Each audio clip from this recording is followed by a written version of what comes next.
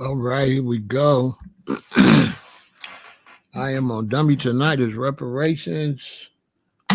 Today is Juneteenth. I think I'm going to do reparations until midnight, unless we just keep going. But that's the least I could do. The least I could do is respect our history. So I'm going to do that tonight. I'm just going to keep pumping out about reparations. That's something I could talk about for hours. If you want something done right, you got to do it yourself. And I got to motivate the troops. We have to make some noise about reparations. And we're not doing that good of a job. I don't know if we got to come out with some kind of slogan, some type of sign, some type of symbol, but we got to do something. We're going to get into all that. Good to see everybody. I am representing Chicago, Illinois. All right, I'm representing Iraq. Everybody on Facebook, what up? Twitch, what up? Kick, what up? YouTube, what up? My other Facebook, what up? What up? Both Facebook accounts, good to see y'all. Well, let's get it. Support the channel. And thanks for your support. Let's hit them like buttons, get them likes up, share, subscribe, get everybody over here. What's going on, Stesia? With your extra pretty self. I don't know if I want to be your uncle.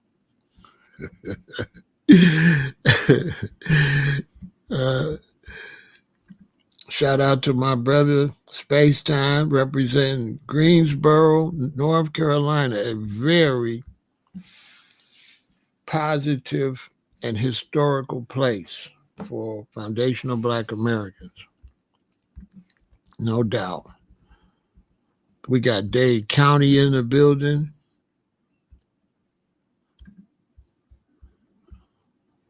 We got California in the building, the whole Northern California, Sacramento and Oakland and San Francisco and all of that. So yeah, I'm going in. I feel like we could do better. We got Rock, South Carolina in the building.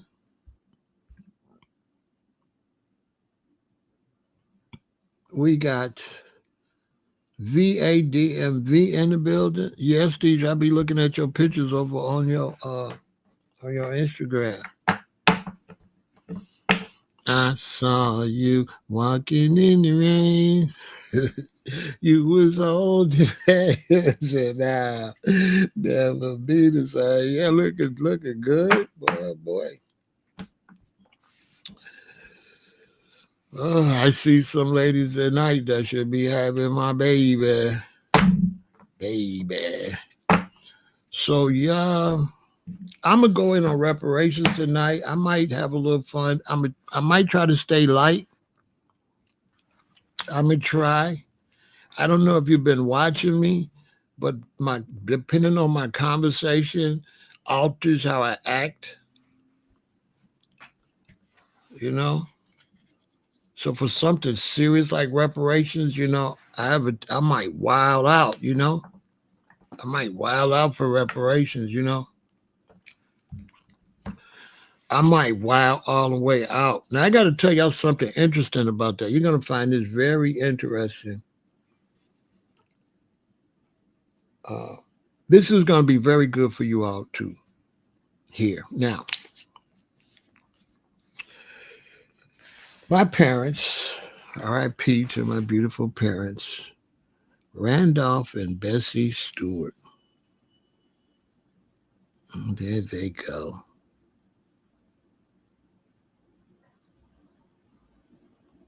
Now, my parents are from Alabama. My mother was born in 1935, and my father was born in 1931, and they got together and they came to Chicago. My father came up here with my uncle Oscar, my uncle Sidney, my uncle Stanley, and my uncle Sidney. My father's the youngest of 13. Okay. So I can give you the backdrop so you can really get the picture on where I'm coming from. You know what I mean? One thing I like to do over here is I like to feel the younger generation into certain things that was before them. So that way they could take that information and then they can fill it in and keep going. Right? Now let me explain what I mean by that before I keep going. You see some of you all over here, let's say you're 30. Let's say you in your late 20s. Let's say you're 30. Let's say you're 40. Now when you go out and you're moving around, life is a certain kind of way. But if you watch a documentary about back when you was 5, you don't know what life was like at 5. You just know little kiddie stuff. So when you see documentaries about you being 5, that really opens up your awareness because you remember everything from like maybe 3rd or 4th grade on, but you know, and you don't really know all that in detail like you do maybe more like 7th and 8th grade and up. So when you see that information, it fills in the blank. So if I give you information from my parents up till now, and then you take the information from when you was little, from you watching documentaries of what you know, this is how we're keeping our history alive. Okay. So when you go search reparations, or you search Juneteenth is better, and you see this picture,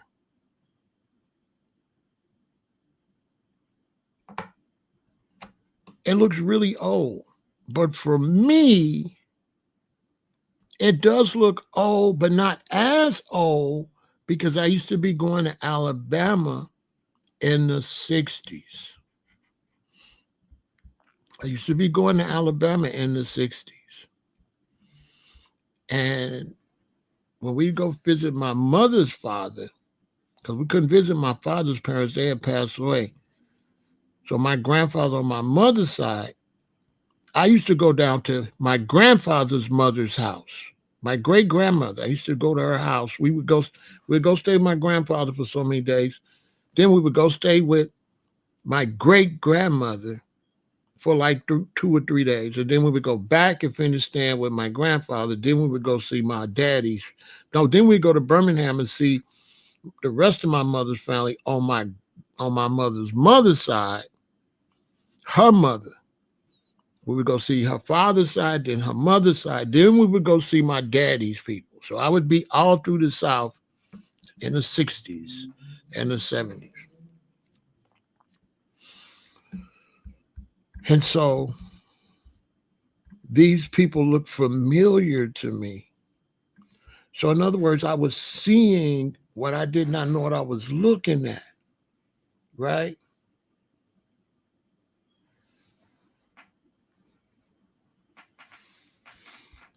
You know what I'm saying?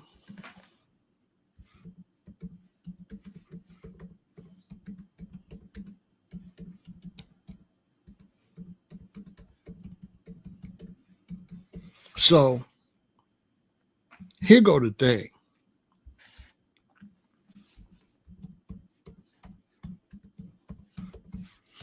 So we used to be going down south all the time. And one day, right? I'm all over the place because I'm stopping, but we'll still get back to whatever I was thinking. So one day,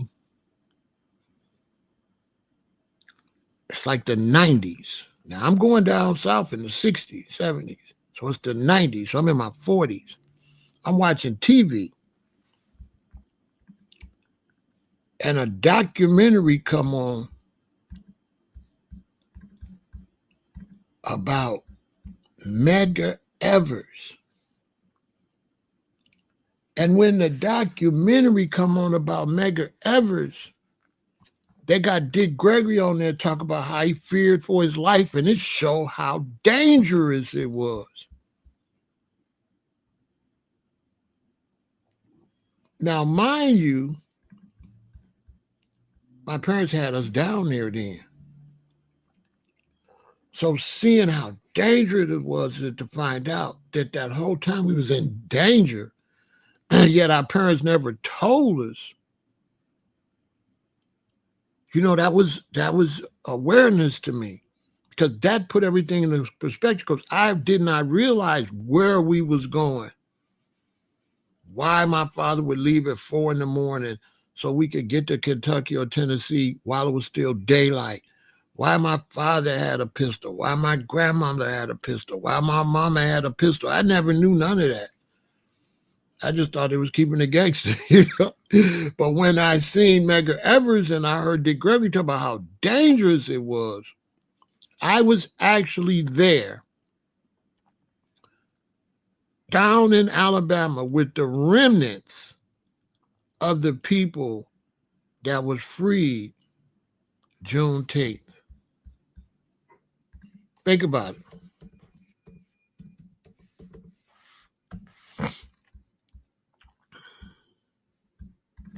Think about it.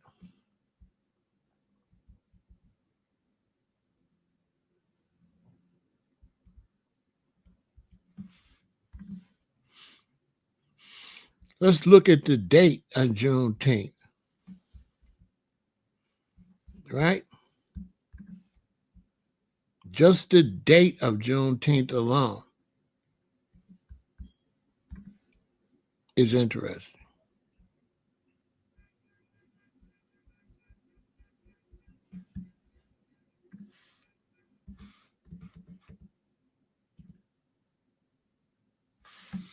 Right? So we're looking at June 19, 1865. 1865. Right? My grandmama born what? 1876. She born 11 years after we were supposedly free. 11 years. Which means she was born into the most worst racism. She lived 117 years old. Now, I knew this lady. This just shows you when they tell you slavery was a long time ago.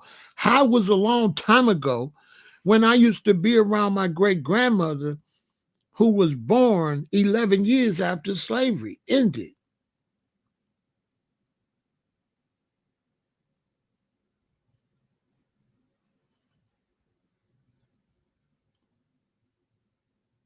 Meaning I was around a lady whose parents were slaves.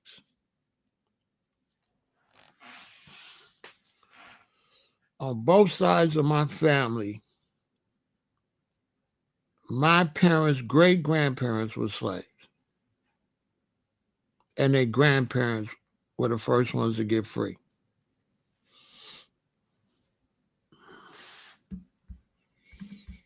Just let that sink in.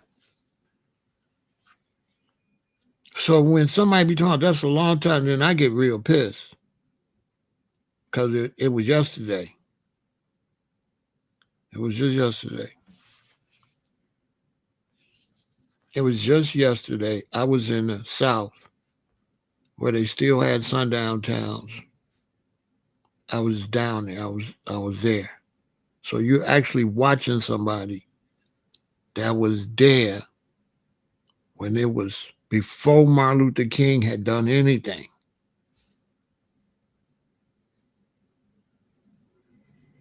Think about it. Before civil rights, I was down there as a child.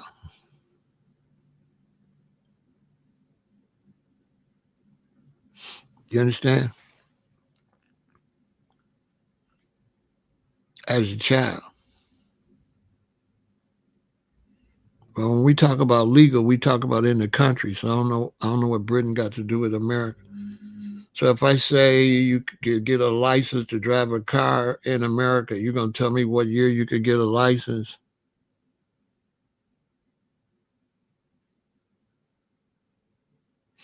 Right. So I actually grew up in it. You know, I actually grew up in it, and it's still like that in certain places, but not like it was in the early '60s.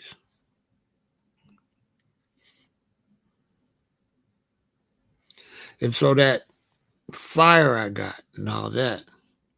One reason I got all that fire is because I was at the age, 12 is the age you are, and the next number is 13. So you ever notice there's no teen on it until 13? Now, when black people really got free, because you didn't really get free until 1970. So even though you had Juneteenth, you was not free. You couldn't ride a bus. You couldn't walk down the street. You couldn't do anything. I'm basically the first free generation. I don't think nobody said the South was the only place. Did anybody say the South was the only place? I know y'all got a need to just comment, but some of your comments don't make sense. Because when I said that we was trying to avoid sundown towns, when we was leaving from Chicago, that means anywhere from Chicago to Alabama. So maybe you should listen and just listen. And so you didn't get free until 1970. So you did not get free on Juneteenth. Juneteenth, Juneteenth, you just allegedly was allowed to maybe get off the plantations unless you were sharecropping. But you wasn't free. You couldn't walk in the store. You couldn't ride a bike. You couldn't use a water fountain. You couldn't do anything. You were not what you call free like you are today until 1970. I was 12 years old before you were free. This is a fact. You still couldn't vote.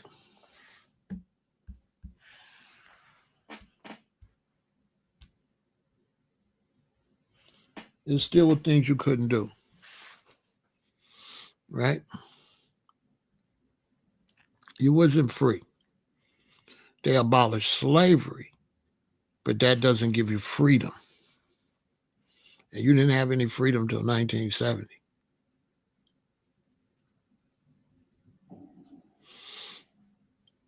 These are our facts. So, 7th grade, 8th grade, high school, I was like the first person that was out, first generation that was outside free at the earliest age. Because how much can a kid do? So a kid wouldn't be able to enjoy no freedom anyway. You're going to be up under your parents. Right? But you didn't get free until 1970. Okay? 1970 was when you was able to be free. You was not free in 1964.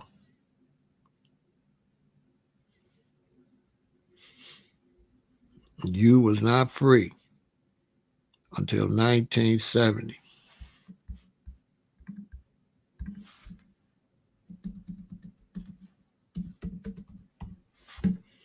Okay? These are facts. MLK was assassinated in 1968. He wasn't free while he was alive. Okay?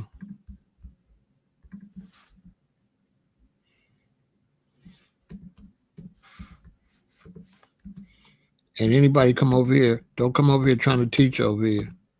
Go on your own account and teach. Do not come over here teaching on top of me. Okay? I'm going to get you out of here. All right?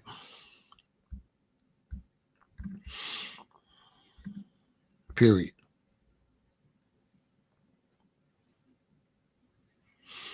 You was not free until 1970. When I was a little boy, like third, fourth grade, they used to chase the black boys home from school. You couldn't just go to these schools. It took a lot of fighting for my generation to walk around. All the boys that was 3, 4, 5 years older than me, they the ones that did all the fighting. Seriously. So my generation, I'm born 1958, 57, 57 and 58. I don't know about 56. They were still chasing them. They were still chasing them, the boys 2 years older than me. The only boys they probably wasn't messing with was the boys 1 year older than me. The ones that was born in 1957. And me, 1958. We were the first ones could go to school or whatever and nobody messed with us. And before me, I lived in Maple Park. At that age, around there, the older boys, they used to be chasing them home and they would get some boys and go back to fight because what happened was, let's say this is the school. The blacks live over here, the whites live over here. There was no integration because as soon as the blacks moved, the whites left. So integration would only be if you stayed there. And so the blacks lived on this side of the school, the whites lived on that side, but they all had to go to this school. That's not integration, that's going to school, but whatever. If there is no other school, how are you going to call it integration? And so after school, these whites over here that had a lot of numbers, they would chase the blacks home. But slowly, these whites back here started to move because blacks was too close all over here. So they got less people to chase you. And the brothers is fighting. The brothers is forming gangs to go back and fight. There was a Harlem gang, but they go get a group to go back. Them is the brothers that turned into gangs in California and Chicago. They don't want to tell that history because they don't want nobody to know what really was behind the gangs. The brothers first start organizing to go back up to the school where the whites would try to chase them on. My generation is the first one. Nobody never played with me. Nobody never called me the N-word or none of that. In my generation. Because they was having a hard time with the generation 2 years above me. I'm giving you real history. But my generation outnumbered everybody. 1958 babies. The 1958 babies was more than any other generation. These are all facts. Now you say, well, why was the 1958 so much? Because people used to have a lot of different children. They got 5 children. They got 3 children. They got 2 children. This one got 1 child. But guess, out of all those families with them different age children, guess what they all had? See, they all had a 1958 baby. So it made us be more than everybody because it just so happened to be the year where everybody had a baby. So all my peers born in 1958, they all was either the older brother, the second oldest, the middle, or the youngest. They all got older brothers or younger brothers. But we was the most. So the other blacks couldn't bully us.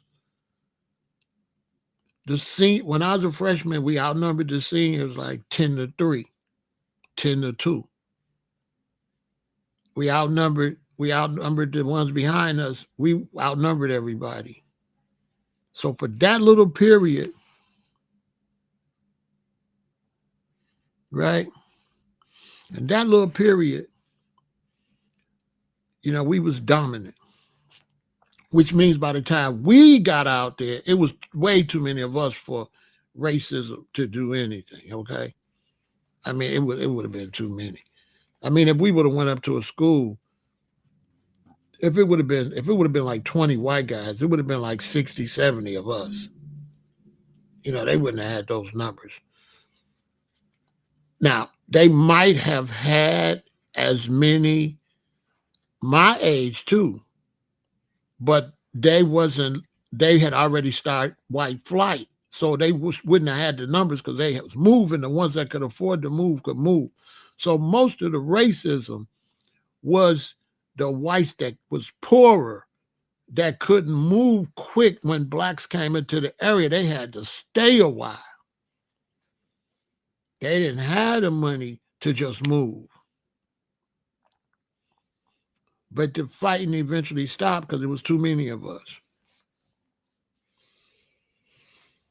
So all this history, I've seen it. So Juneteenth to me is real serious because I was really close to the fire. Way before anything that people can experience, young people could experience. It's something you wouldn't have experienced. What we went through. This is my father.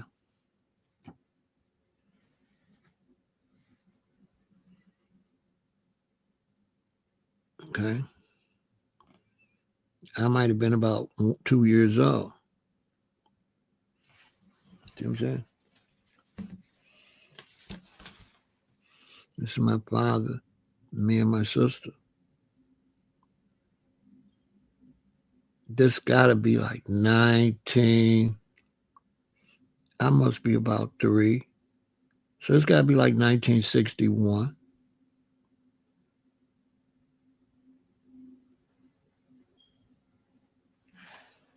It's like 1961.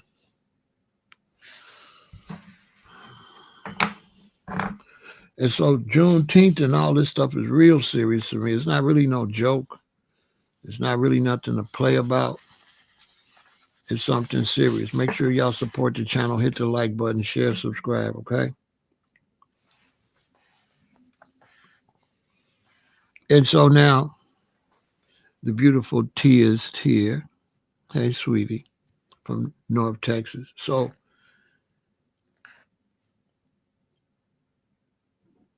I got a new philosophy I'm teaching.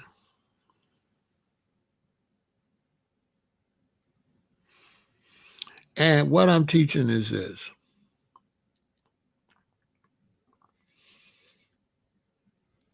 The way I'm doing generations different. The way I do generations is I do them based on who's alive. So let's say now me, I'm 67. But if you're 7, 17, 27, you're any age and you're alive, I consider us all the same generation. I have a whole new philosophy about that. I categorize us now by the year we're alive, right? So by the year we're alive is how I categorize us. So I consider all of us, we are what I call, we are 2025s. And the reason I call us 2025s is because anybody's not alive, they're not here to experience it. And everybody that's alive in 2025 is experiencing 2025 situations. So it doesn't matter if you're 20, 30, 40, 50, 60, 70. You're here in 2025. You're experiencing 2025. I'm born 1958. I'm not experiencing 1958 right now. I'm not experiencing 1968. I'm experiencing 2025. So you 2025s, you foundational Black Americans that represent the 2025s, you have the largest burden and opportunity to push reparations. You all must be like the March on Washington for reparations. Now, why do I say that? See how we used to take pictures? How do y'all take pictures? Y'all take pictures with this. Did we have any media access? No. What about y'all? Y'all got Twitter, Facebook, Instagram, YouTube, Twitch. Hey, y'all got media. Y'all could do your own broadcast right on your Instagram. You have a lot of power. Lot of power. You have a lot of power. A lot of power. And you have to take that power and use that power. And don't use that power being scary. Don't use that power constantly talking about what they trying to do to you. Use your power and what you plan to do. This whole idea where you're using that power like they trying to do this, they trying to do that, they're trying to do this. Don't do that. When are you going to push what you're trying to do? What you want? What you're demanding? That is backwards. They always talk about, they trying to do this to us, they trying to do that, they trying to do that. So now they got you back on your heels. Your whole conversation is what they doing to you. No conversation about what you're doing.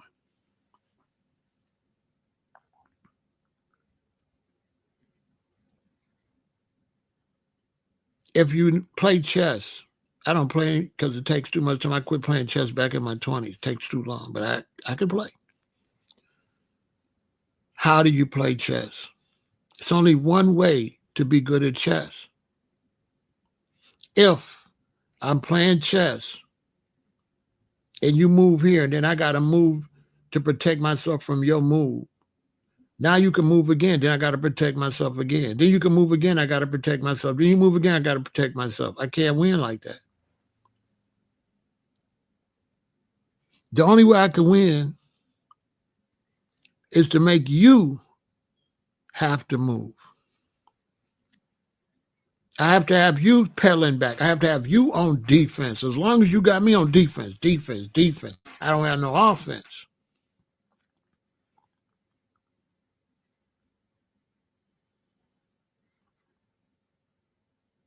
So if you do make a move that's threatening to my king or my queen, I got to make a move that you got to deal with right now. Because if you take this piece, you're finna lose the game. So you got to go back home and protect your home. I have to keep you pedaling backwards. That's how chess goes.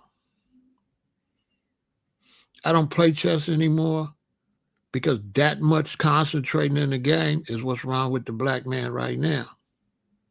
He real good at chess on the board, but he ain't no good with chess in life. That's too much concentration for no benefit. You understand? You understand? And so you young generation have to get busy. Okay? You young generation have to stop playing around on social media. You all are not using social media in a good way. And you are allowing too much separation. You're allowing too many people to split you up with nonsense. Every time you're trying to say something, somebody come to split it up. It happens. Watch when I do this conversation. Watch how many people are trying to split up my conversation. All you got to do is read the chat. They see me talking. They see me formulating something. And if you watch, they're talking sideline conversations to split up the information. They're not adding nothing to what I'm saying. They're saying something totally different to be a distraction. All you got to do is look. That's why I left some of them here, so you can see. Usually, y'all know I would have got them out of here. I'm constantly talking and you talking too, but you ain't adding to what I'm saying. You sidebar. Sidebar.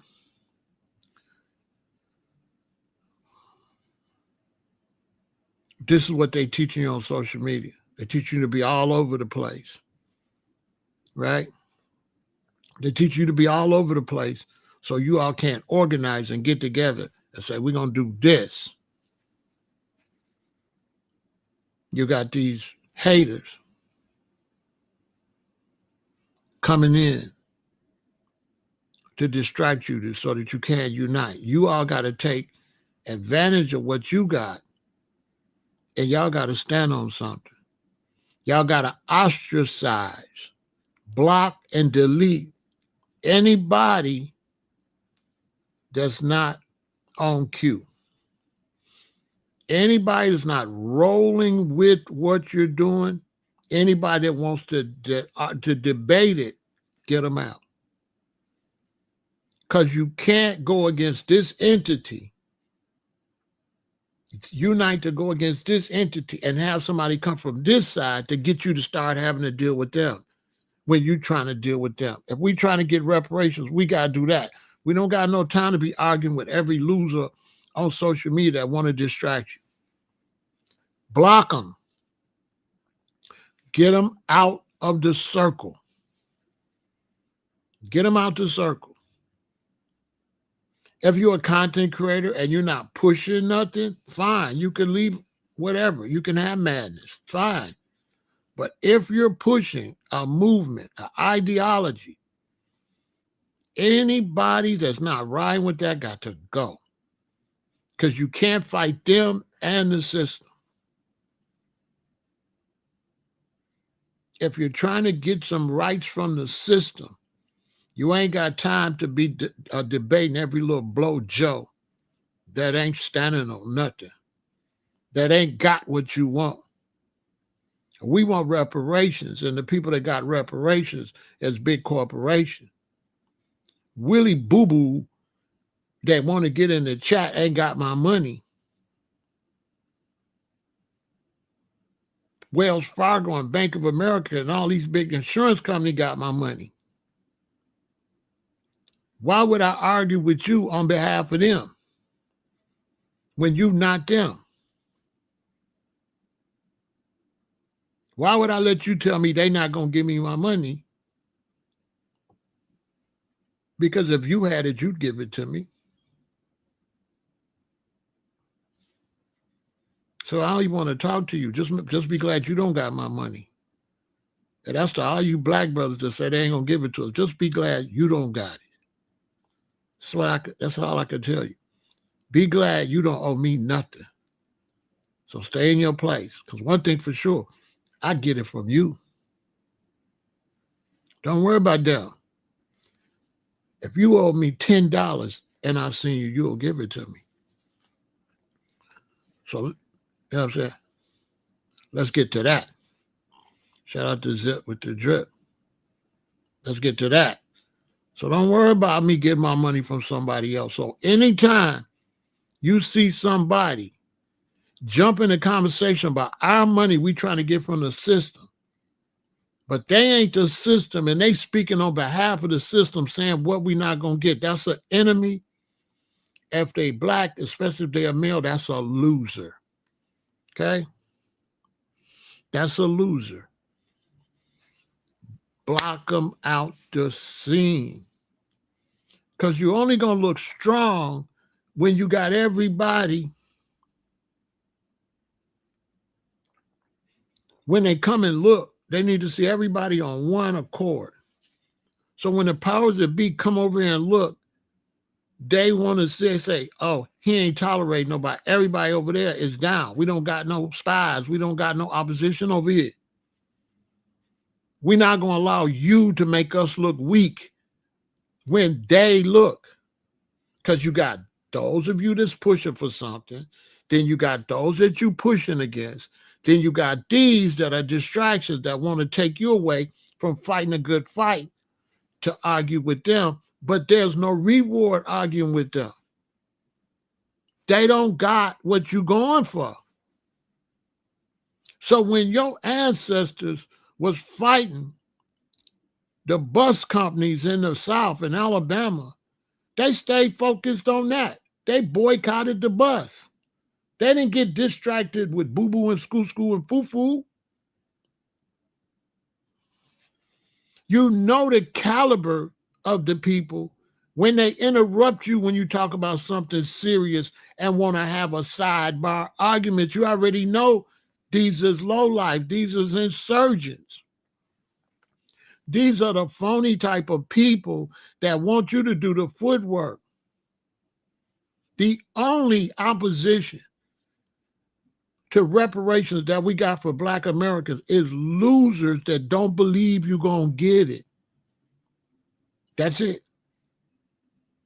If they thought you was going to get it, they'll be the first ones in line.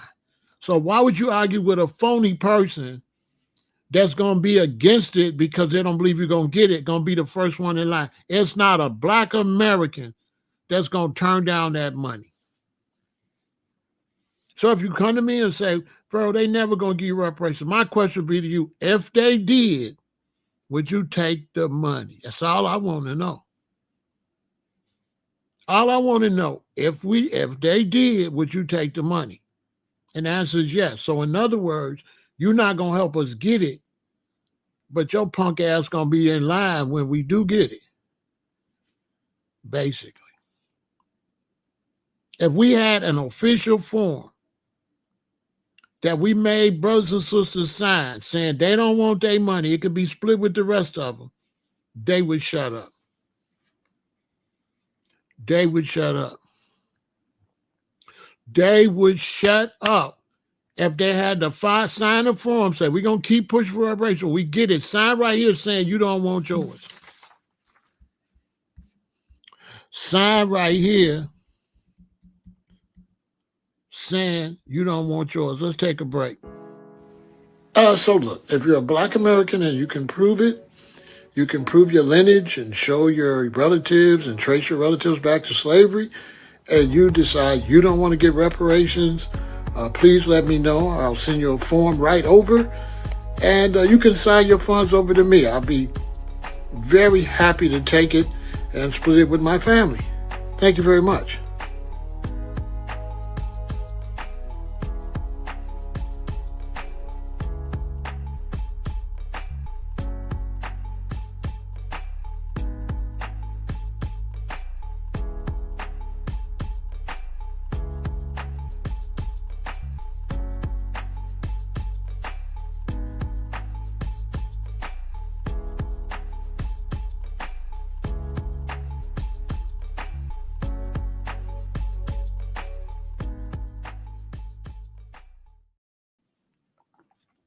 All of this, you want to jump in the conversation? Sign your money over. Sign your money over. Stand on it. So you all, I feel you're the most powerful people, Black people, ever if you showed the unity. You younger generation, you 2025, everybody's alive now. You all are so powerful. And they don't want you to know. You're more powerful than the March on Washington. All you got to do is make everybody get on one accord and stand on something. You don't got to stand on it every day publicly, but you got to stand on it anytime it comes up. For one, you got the media. You got the media. We never had media before. You see me? I'm on TV. I never had the opportunity to get on TV and talk. It's 100 people over here. I never had the opportunity to talk to 100 people. It could be 300 people over here. It could be 1,000 people over here. 2,000 or 3,000 people could see the live when it's over. I never had an opportunity to talk to these people like this. So you all, if you stop playing around, you've got the power. When it comes to reparations, all you got to do is just post it once. That's all, just once. If you don't post a lot on your social media, cool. But just once a week, once a month, just post reparations now and go on about your day. If we get these millions and millions of people posting that, that's when it becomes a reality. That's when they say it represents votes. That's when it starts creating conversations and other people start saying, yeah, they got a point. Yeah, this would make a lot of white Americans and Asian Americans say, yeah, give it to them. Because a closed mouth don't get fed. So you all got the media and the ability to unify.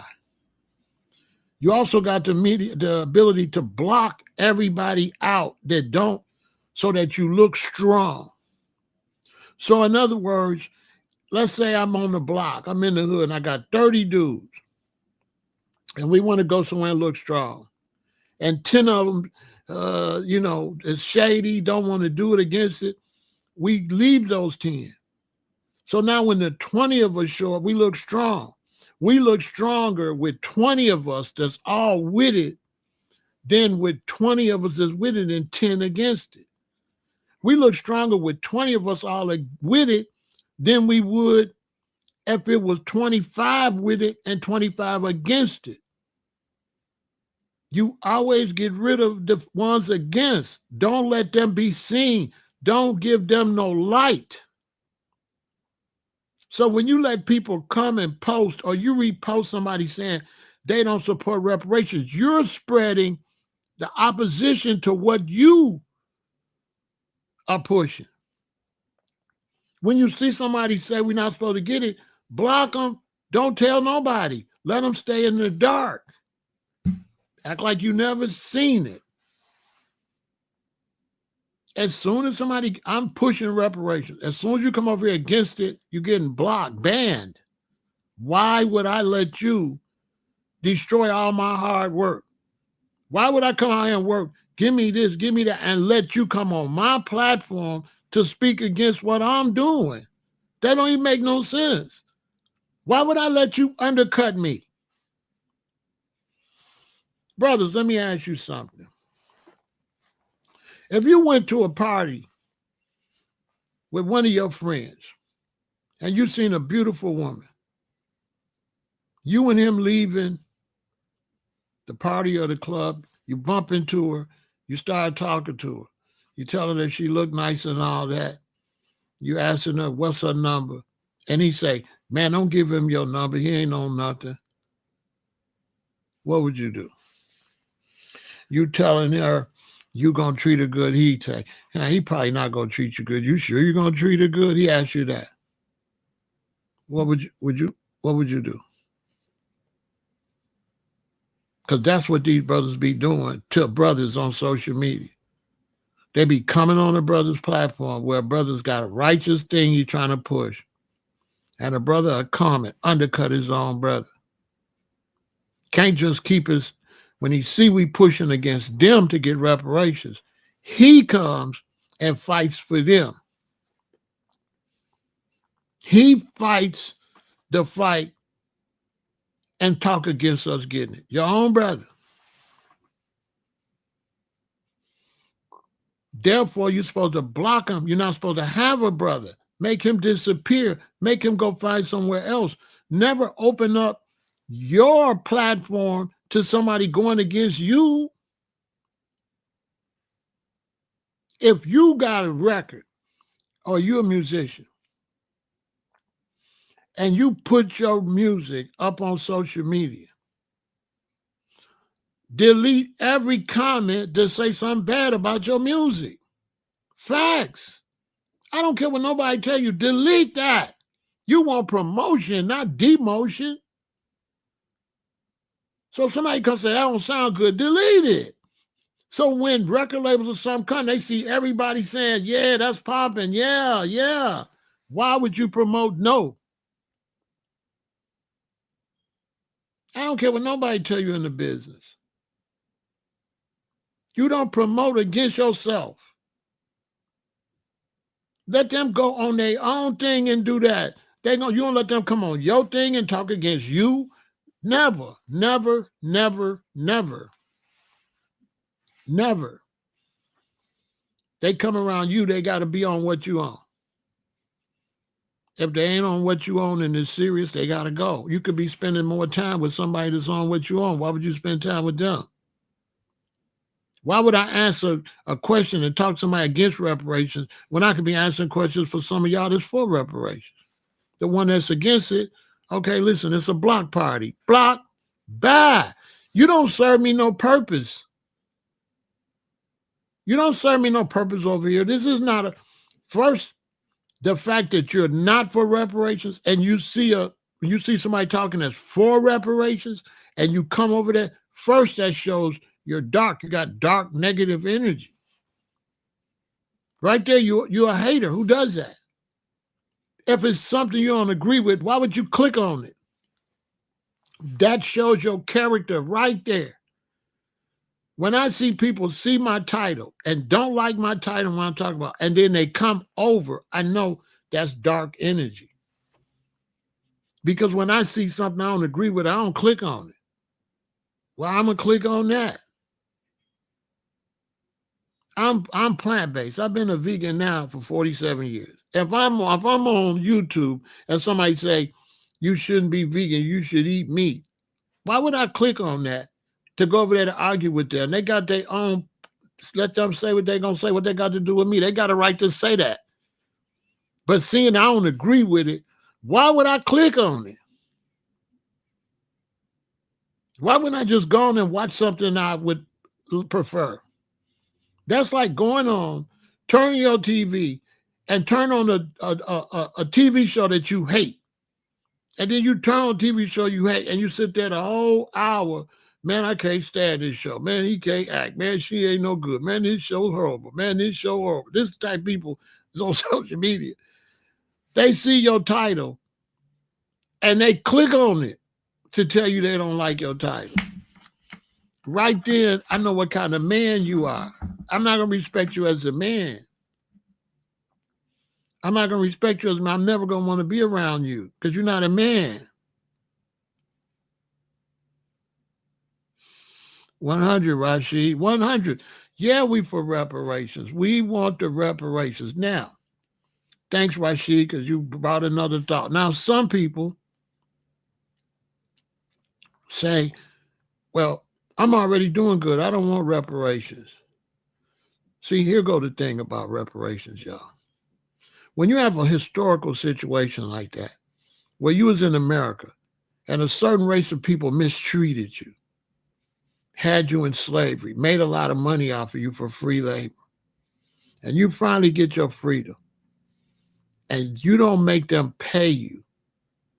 See, that stays historically on your record. You're a punk. So it's more than just getting the money. You can't let people punk you like that. Period. They got to give us our money. Because if we don't get reparations, we'll never be respected. Never. Never. You'll never be respected if you don't get your money. You can't let people punk you. It's a debt and it's got to be paid.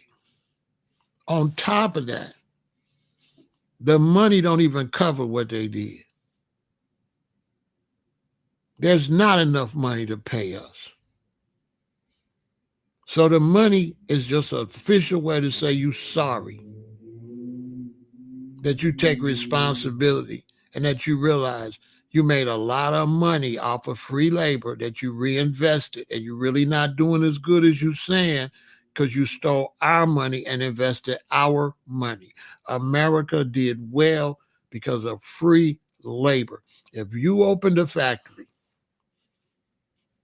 with 3,000 workers, and I opened a factory making the same thing you make, same quality with 3,000 workers, and you had to pay your workers, and I didn't have to pay mine, when it's time to restock, who gonna be able to buy the most supplies? Which business gonna do the best? I'm gonna do way better than you because I'm able to take every dollar and reinvest it and double and triple my output. You gotta pay. You gotta pay your employees. So if you made $1 million, but you got to pay a third of $1 million to your employees, and I made $1 million and I can invest a whole million, how you gonna keep up with me? So one reason America was the richest in the world, because they didn't have to pay no labor costs. Now, they never want to talk about reparations in terms of business, because when you talk to them in terms of business like that, they would have to say, you're right. Everything you got was because you was able to turn around and put all the money back in. You didn't have to pay labor costs. If you don't got to pay labor costs, if you don't have to pay some of the fees everybody else got to pay, you're going to do better. Why is America outsourcing business in China? Why? When China built the factories, they don't have to pay the extra for pollution. They don't have to pay the Environmental Protection Agency for pollutants. They don't have to have the special filters and the special stuff to keep it clean. They can just do it any kind of way for the cheapest price. That's why you should watch where you get your food from, because they could throw that on the floor or whatever. Ain't no regulations over there. So they don't have no regulations. So the products is cheap. But guess what? When you don't have no regulations, you might be getting anything. But you ain't going to be able to compete with them when they ain't got no regulations, when they paying sub-minimum wage and you paying serious money so people can live good, and you got to pay for regulations and all that. That's why America be outsourcing business. They be sending it where they can get 2025 slavery. That's why they got penitentiaries. Penitentiaries are only for slavery. They got them down in Mississippi and down in the South, picking cotton, picking crops for free. They got them making everything for corporations for free. It's slavery. When the slavery was abolished, they sent it to the prison system and started locking black men up left and right for all kind of nonsense and making you work for free, basically. And the prison system is easier than slavery because there you just in a little cell. You don't even have to have a little house or nothing. They can feed you slop. They can do whatever. They still gonna owe us reparations for what they doing to us now. They building up. They stacking up another bill right now. I wish I can go to Washington, D.C. Because I tell them, not only do y'all owe us for what y'all did in slavery, y'all stacking a bill right now. Y'all owe us for what you're doing right now.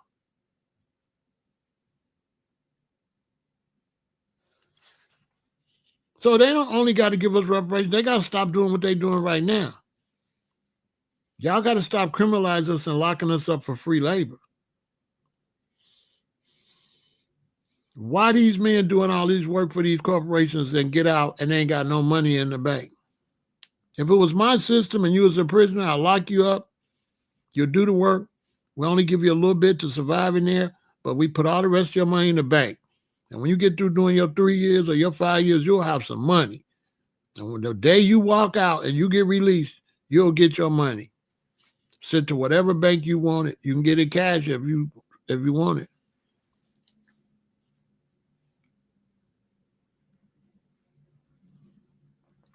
FBA don't want no separation because there's no need for separation. You live in your own house. So what you mean separation?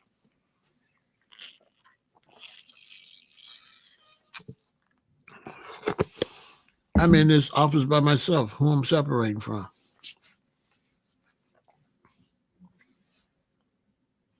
I live. What do you mean separation? From who? So where you united at? People throwing stuff in the game that don't fit the game. They throwing stuff in here to make our movement complicated and ridiculous.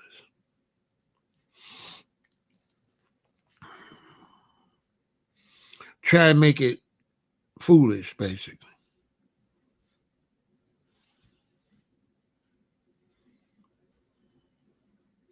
Just like the beef with other blacks. There's no way you're going to get reparations from corporate America and beef with Africans and Caribbeans. You have to pick your battle. You know what I'm saying? You have to pick your battle. You understand?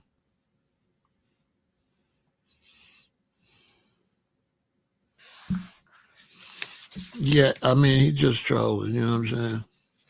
When you know, some people they only into it for they just into it for attention. It's just an attention and to distract everybody, right?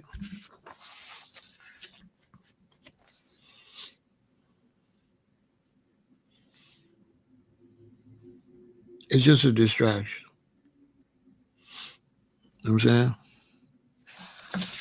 Okay, let me see. Let me look at your question. If anybody else got questions, go ahead and ask me. If you had land right now, would you sell it or build on it? If I had land right now, I don't know what I would do with it. It would depend on where I live at. It would depend on the value of the land. It would depend on is there something I would want to build? How much land is it? Uh, then my age, I'm 67. So I'm not sure because I'm 67, right? So, Stesia, if I had land right now at this age, I got 6 children. Uh, depending on how much I could get for the land, if I could get a nice portion for the land, I would probably sell the land, keep so much money, and split the rest between my children and just give them the money so they can make whatever investments they would be feeling would be good for them. But that would depend on the land, what I could do with the land. So that would be something that if I had the land, I would have to really think about it. But for sure, I wouldn't want to leave the land and the children fighting over it. So I would rather, for me, I would rather sell it and give my children the money now so they can make whatever moves they can make with the money to better their life. That's what I would be looking for my children's benefit. So I would be trying to come up with my children. So if I had that land like that, but if I was younger and I had the land, I would be trying to maybe develop it and put some houses on it. So if I had a big piece of land, I would try to see if I can get the rights and stuff. Instead of building one big house, I would just build a lot of like 2-bedroom homes.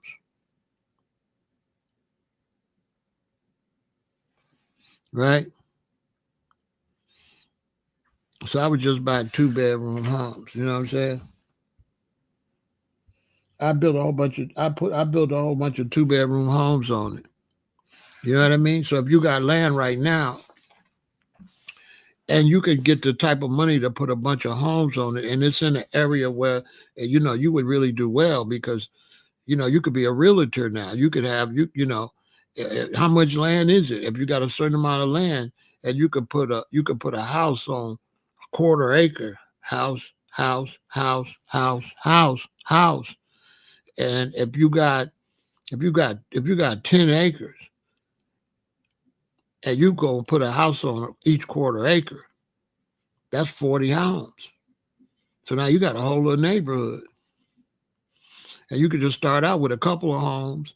Once you get people in there, the money comes and build some more like a subdivision. And then you'd have a whole subdivision.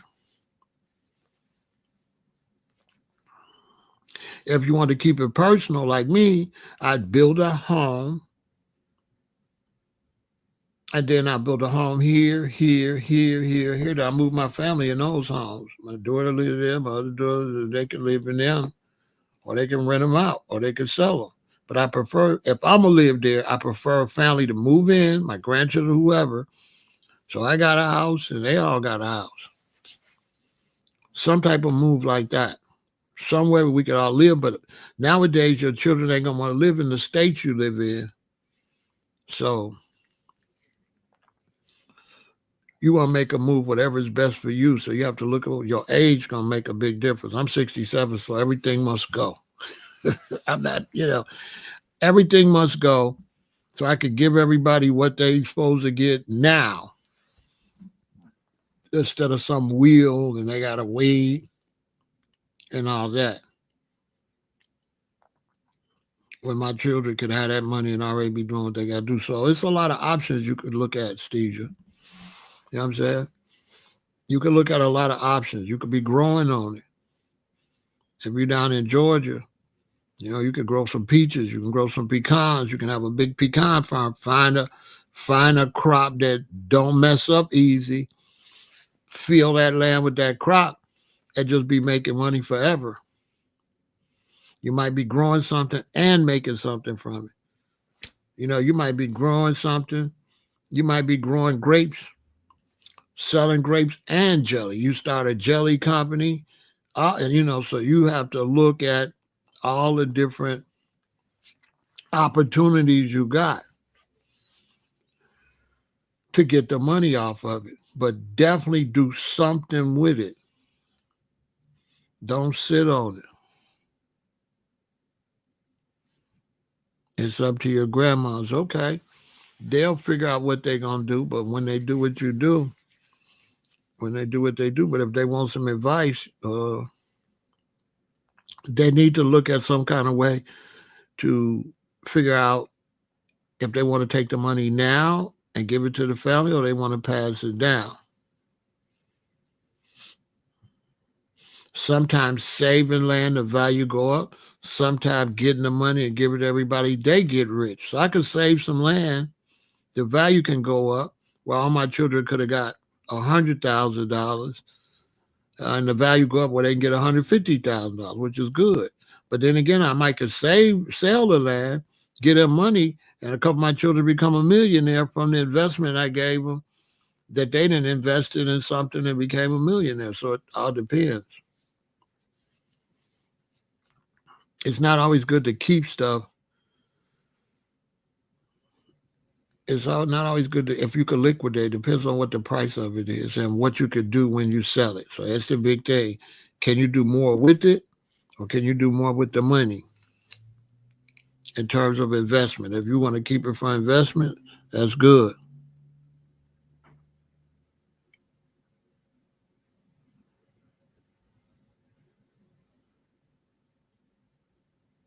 Smart, okay, very smart, very smart. She didn't trust your sisters, but see, it's up to you to get them some land. 'Cause you know what I'm saying. If they want to sell, it's up to them. Either they inherit it, either they family or not. But I understand she thinking she want to hold on to it for the family, but what family? And sometimes you're dreaming for the family, but what family is that? So you got to kind of be careful dreaming for the future. Sometimes that future don't never come. You end up losing it anyway. So sometimes cashing out is better. It all depends on how you look at it, but sometimes cashing out is better. Sometimes cashing out allows you to make another investment with something for the next generation instead of that investment. You just got to look at it. At what point is somebody going to eat off of it? How many generations you want to wait?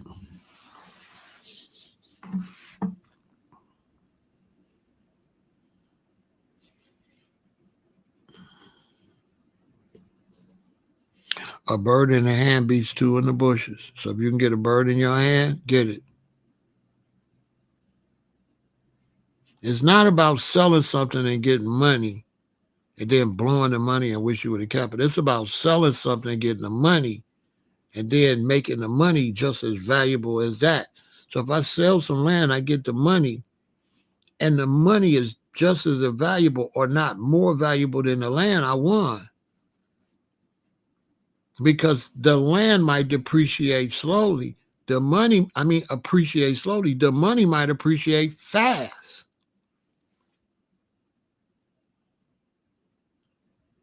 So I might could sell some property, open up a restaurant. Next thing you know, I got a chain. I'm a multimillionaire. I wouldn't have been no multimillionaire with the land. So you gotta look at it like that. Investment money sometimes is better than waiting into the future. You know what I'm saying? Because you're saving it for who and what they gonna do with it. It gets a little, but it's a personal decision people got to make. You know what I'm saying?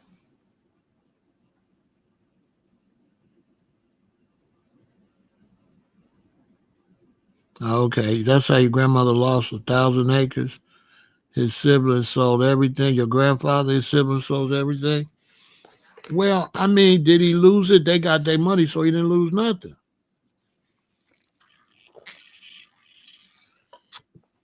He didn't lose nothing. They got the money from it.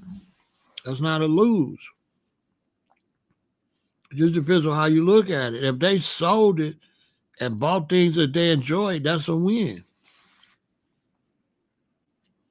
It just depends on how you look at it.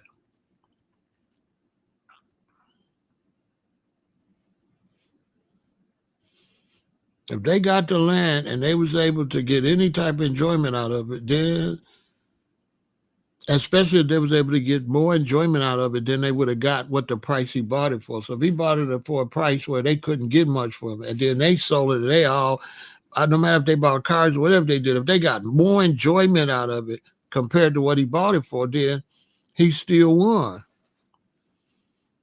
It still was a good thing. It's just how you got to look at it, A-OK. That's how you look at it. The fact he was able to give it to them and they was able to get some enjoyment out of it, then he did right by buying it. There was nothing wrong with them getting it and selling it and doing whatever they want to do with it. Instead of just saving it and saving it and saving it forever. Saving it how long? How long you gonna save it? How long you gonna save it? And what's the guarantee somebody in the future gonna do right with it? A lot of that's through dice you roll.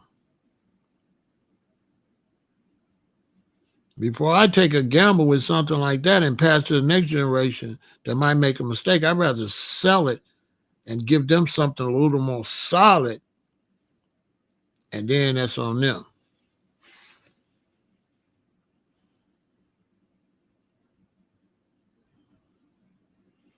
It just depends on how you look at it.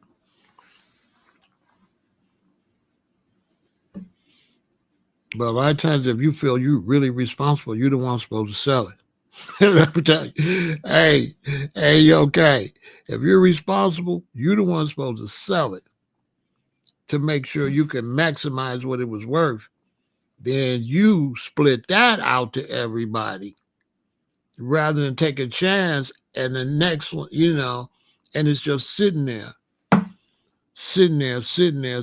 generation after generation after generation.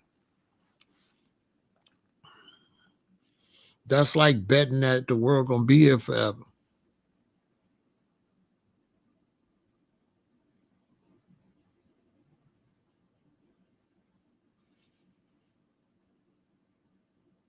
I mean, they sold the land at 500 acre before they knew that was coming. So you can't look back. If they got a good price when they sold it, it don't matter what it became later. You know, what it become later is irrelevant. What did they get for it then? Did they get what they thought was fair then? Then it was it. It is what it is. Because the lake could have not came. You know what I'm saying? The lake could have not came. So that's you never can second guess yourself when you're doing stuff like that.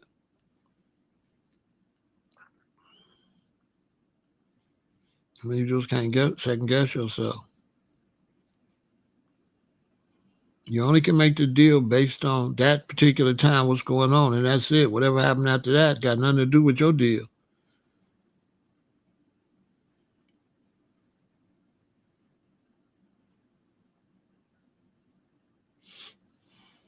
basically.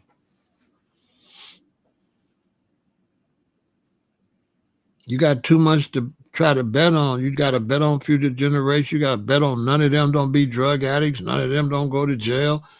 That they be alive. That's a lot of betting on the future.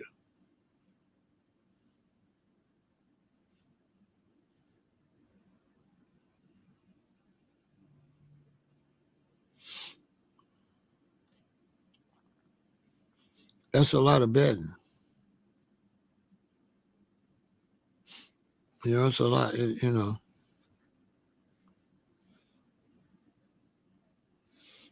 Hey, I know. So that's a lot of betting. What's going on, man?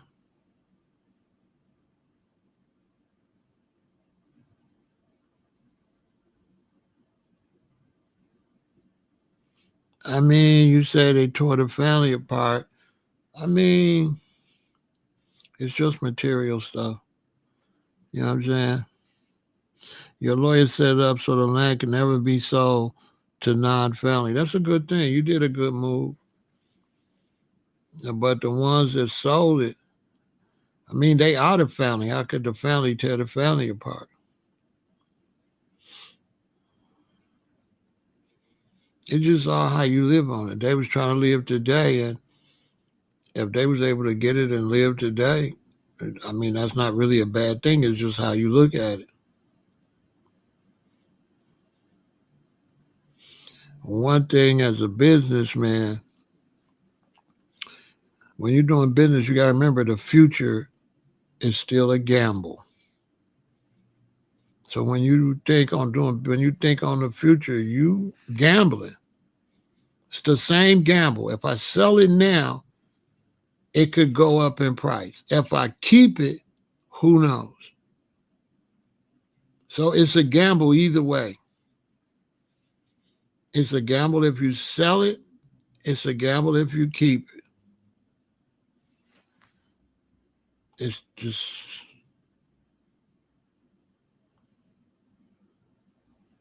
if you got it and they find out there's some type of toxic there or some type of toxic waste end up there, now it ain't worth a quarter. If too many natural disasters come through, nobody don't want it. I mean, when you're doing business, you can't second guess yourself. That's why you just make the best play then and whatever later, it is what it is. If I got some land from my grandmother and you want to give me 1 million for it and I sell you to you for 1 million and then you turn around and sell it for 10 million, hey man, I don't care. I got what I wanted. I got no guarantee it was going to do 10 million at the time I sold it for $1 million. So if I go back and second guess myself, that ain't how you do business.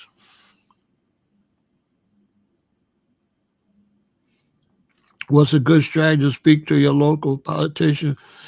I would don't waste your time, put yourself out there because reparations got to be national, Kathy. So reparations got to be national. We got to get a national movement because local reparations will be chump change. It'll go to a bunch of projects to help the community, and we won't see a dime of it. So when you see them saying, "Oh, we're gonna give $5 million for reparations study in these states," and they're gonna study it, then they're gonna come back and say, "Well, we could get it for schools and stuff." Then they're gonna hire somebody to do that, and they the ones gonna get all the money, and the community never gonna see a dime. This is why they pushing state reparations and city reparations, Kathy. It's a scam. We think that in the 60s and the 70s, where they come up with all these bright ideas to help us. Then Jesse Jackson and Al Sharpton and them get all the money, and we never see nothing. That's why they pushing state reparations, Kathy, to cheat us. They hire themselves. Yeah, they got $10 million. Go look it up. Some of these states is doing $10 million reparations study. We set $10 million aside to study reparations. So they got their reparations already. They get a big old check to study it and study it and study it. Then they come back and say, no, yeah, we're going to open up a YMCA. And y'all know how they do. They pay themselves to study reparations. They get all the money. That's why some of these reparations people, that's what they was trying to do. They was trying to get a position in Washington on the reparations committee. They would have get $250,000 a year. Listen, man, I ain't gonna throw nobody under the bus, but certain people wanted those positions in Washington on that reparations committee because they would get paid $250,000 a year to study reparations. Those people in Washington, Sheila E. Jackson, them, they get paid. They get paid to study reparations. They not leaders like me. If I was your leader and I'm in Washington, they say, well, we can have a study. I'd be like, how much for the study? They'd be like 10 million. I'd be like, no bet, just give us the money. It ain't nothing else to study. Here, I got a history book. Go read that and give us our money. What you studying? Slavery is already, what the hell is you studying? How you gotta study and it's Juneteenth. And Juneteenth meaning that's when we got our slavery. What is there to study? What is there to study to decide if we owe reparations? I'm confused. Let's get to that. I'm confused. Study for what? What are we studying?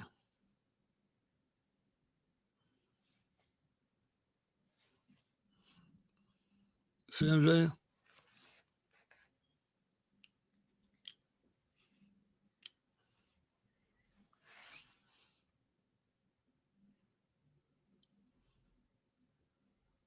I'm for like a 3-month study on when you're going to cut the check. Yeah, when you're going to cut the check study. I'm for $10,000 for 3 months to sit around to figure out when you're going to cut the check. I'm for that study. You only get 10,000, and after 3 months, you need to come and tell us when the check's going out. I'm with that. I'm with that study. Study when you're going to pay me. Study that. Because, hey, if I was one of your politicians, I'd still be on street time. Y'all would get your reparations. If I was your leader, you'll get your reparations. Because I go to Washington, they'd be like, we're going to have a study. But I'm from the streets, I'm going to tell them, listen, study long and you study wrong. Okay? Hey, study long and you study wrong. What you studying, give me my money. Right? Because I do got relatives from Alabama. And when you talking about you studying for reparations, I ain't studying you because I'm country. I'm definitely country. So I ain't studying. I ain't studying what they talking about. Don't make me chunk a rock over there at them either. I ain't studying them. Study what? Study what? What is you studying?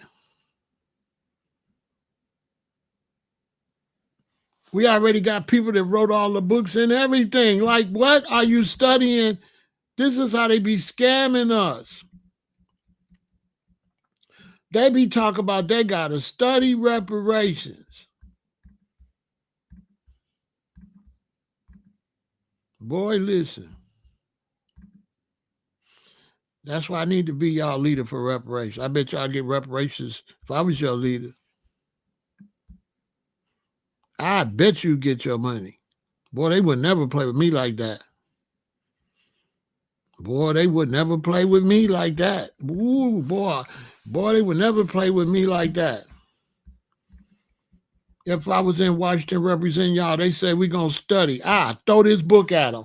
Bam! Study that and give him our money. We already got a full study. We got 2 experts at the highest level of knowledge. They already did the full study. It's in a book. This is how they play with you.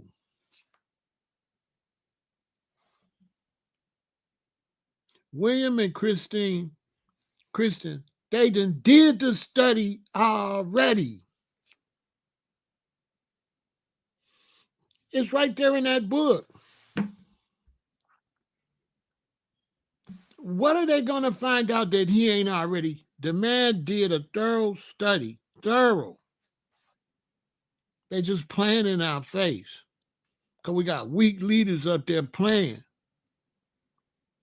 And no unity in the community.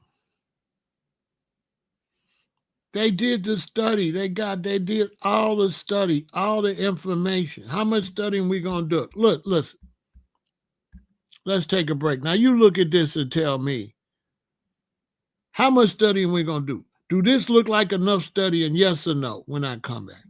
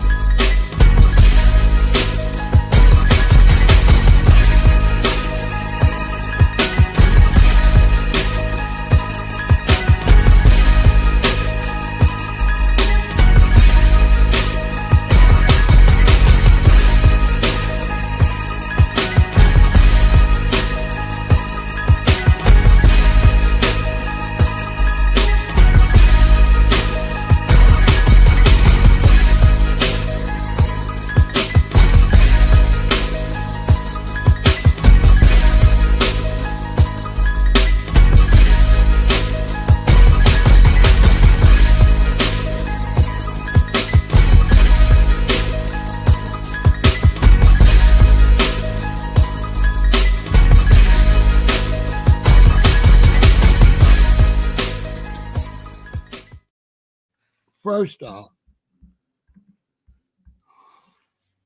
white America is losing money. Reparations to Black America would take America through the roof. Seriously. It'll take America through the roof. It wouldn't hurt white America none. Absolutely none. the racism is what's hurting them because they trying to deal with race instead of territory. And they don't understand it's one territory against another territory. So white America is on this territory called America with black Americans, and they not putting black Americans in the best space where this territory could be dominant in the future. This is why the Chinese gonna pass them. A lot of people gonna pass America because America not using everything it got on this particular soil. Because white America always think it's us against them. They don't understand. They think our success is their failure, which is false. That's absolutely false. Their success is not our failure, and our success is not their failure. When you're on a territory and there's money in the pot, then everybody can get money out the pot. There's never going to be money in the pot where only one person can get money. So any extra money made going to benefit everybody in this country. This is where racism be going wrong. They're actually keeping down the people that could be making more inventions and make America even greater than you could ever think. But they trying to make everything a competition over who made it. We don't give a damn who made it. All we know is that it's going to be money in the country. We don't care if a Chinaman made it, a China woman, a white person, a Hispanic. We don't care.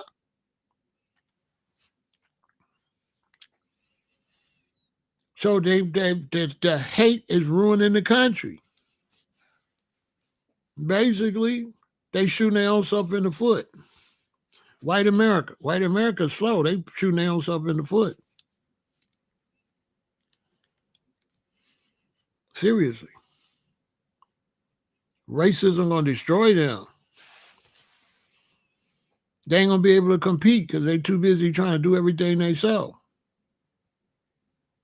You know what I'm saying? They slow.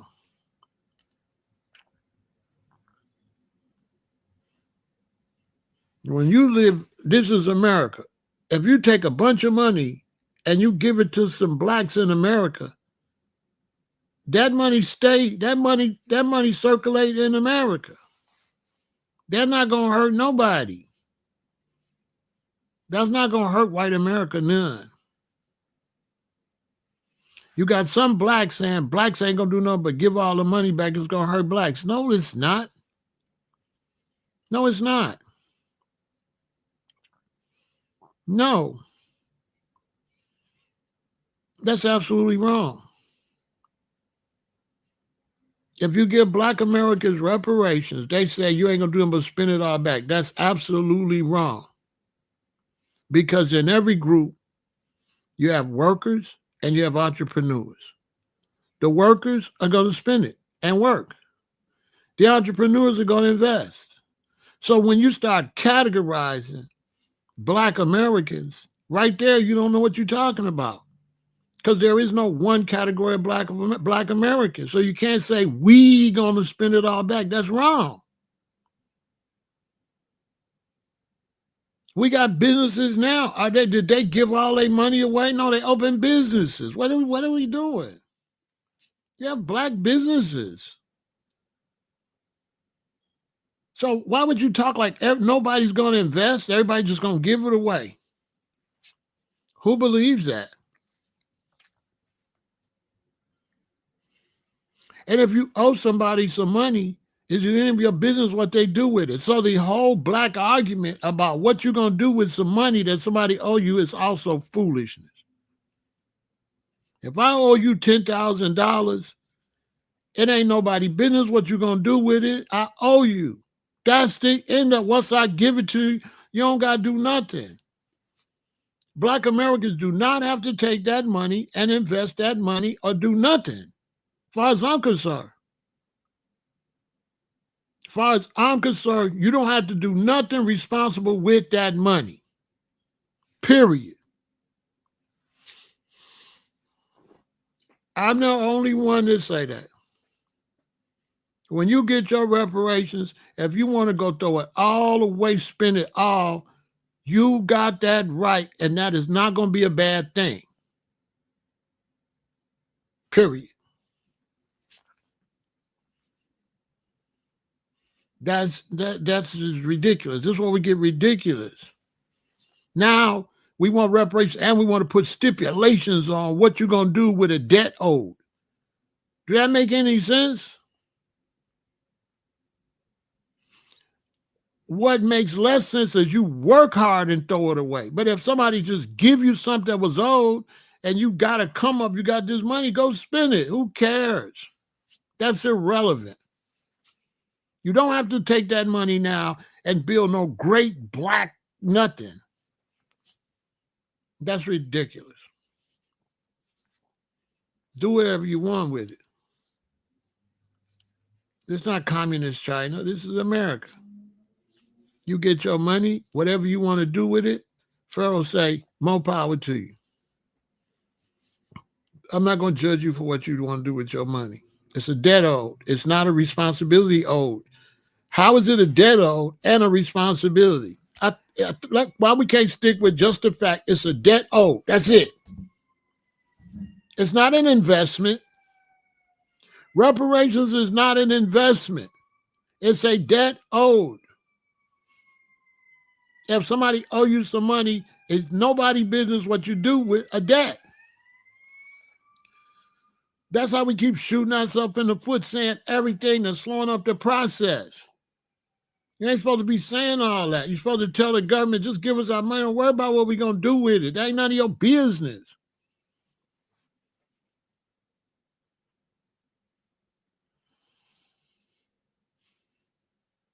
If you get reparations and you go buy a whole bunch of stuff, I'd never say nothing. That ain't none of my business what you bought. I'm not going to be like, bro, you got your reparations, you should have did, bro. That's not none of my business.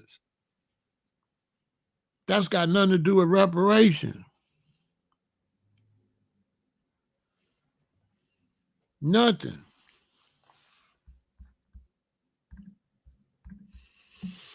That's got nothing to do with nothing. Now black people try to tell you what to do with the money before they get the money. This is kind of foolishness. Before you get the money, you arguing on what to do with it. You so busy arguing what to do with it, you ain't even standing on getting it. So this person owes us some money. You ain't saying nothing. These are people supposed to get the money. You tell them, watch what you're going to do with it, and don't be wasting it, and you ain't going to do it waste it. But the person that owe it, you ain't saying nothing. So you basically arguing for nothing because you ain't going to never get it because you're so busy arguing about what you're going to do when you're going to get it with it. Do what you're going to do when you get it. You ain't saying nothing to the people to even get it. Listen. What y'all great-grandmama used to say? What would your great-great-grandparents and grandma say about reparations when it comes to spending it? You know what they would say? Well, you know, catching come before killing. That's what they would tell you. They would say catching come before killing. They would consider what you're going to do with it is killing. They would consider getting it catching. And they would say catching come before killing. They would not be worried about what you're going to do with it. What you going to cook with the fish. What kind of dinner you going to make with the fish. And you ain't even caught the damn fish. Go catch the fish first. Duh.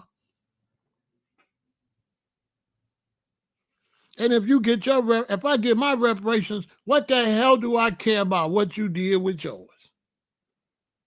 What do I care? It ain't none of my business what you did with yours.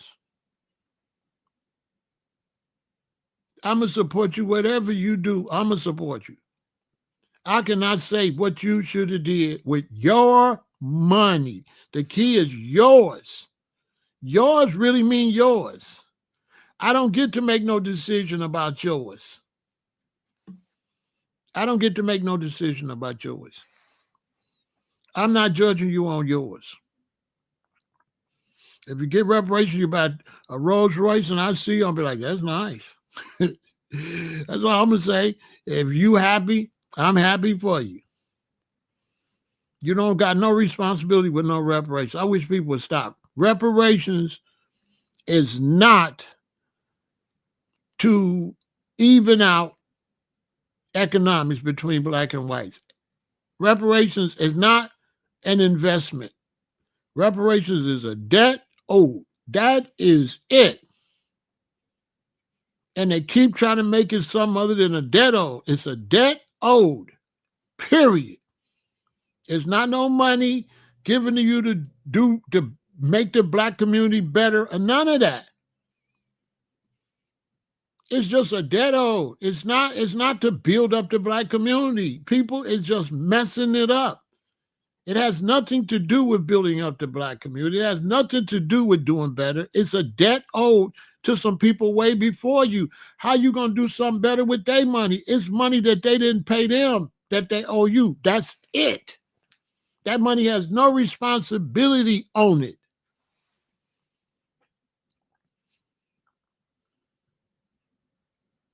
On top of that, why are you talking down to black people? Because anybody got some sense know that a lot of black people going to open up mad businesses, which if this black person mess their money up, they're going to be able to go work for one of these other black businesses. So they'll be fine. More money will just be circulating in the country. That's why white people tripping. Once more money spinning around, I don't know what they mad about. When you dump money like that, the whole country come up. So I don't even know why white Americans should have been like, yeah, give them reparations.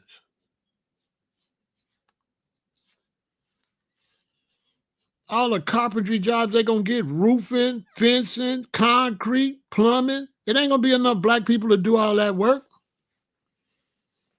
White folks going to get money, and then some black people's mad because white people going to make money. That's so dumb, too. I don't give a damn who make the money. What that got to do with reparations? Stop mixing all this social stuff with reparations. Reparations is a debt owed. That is it.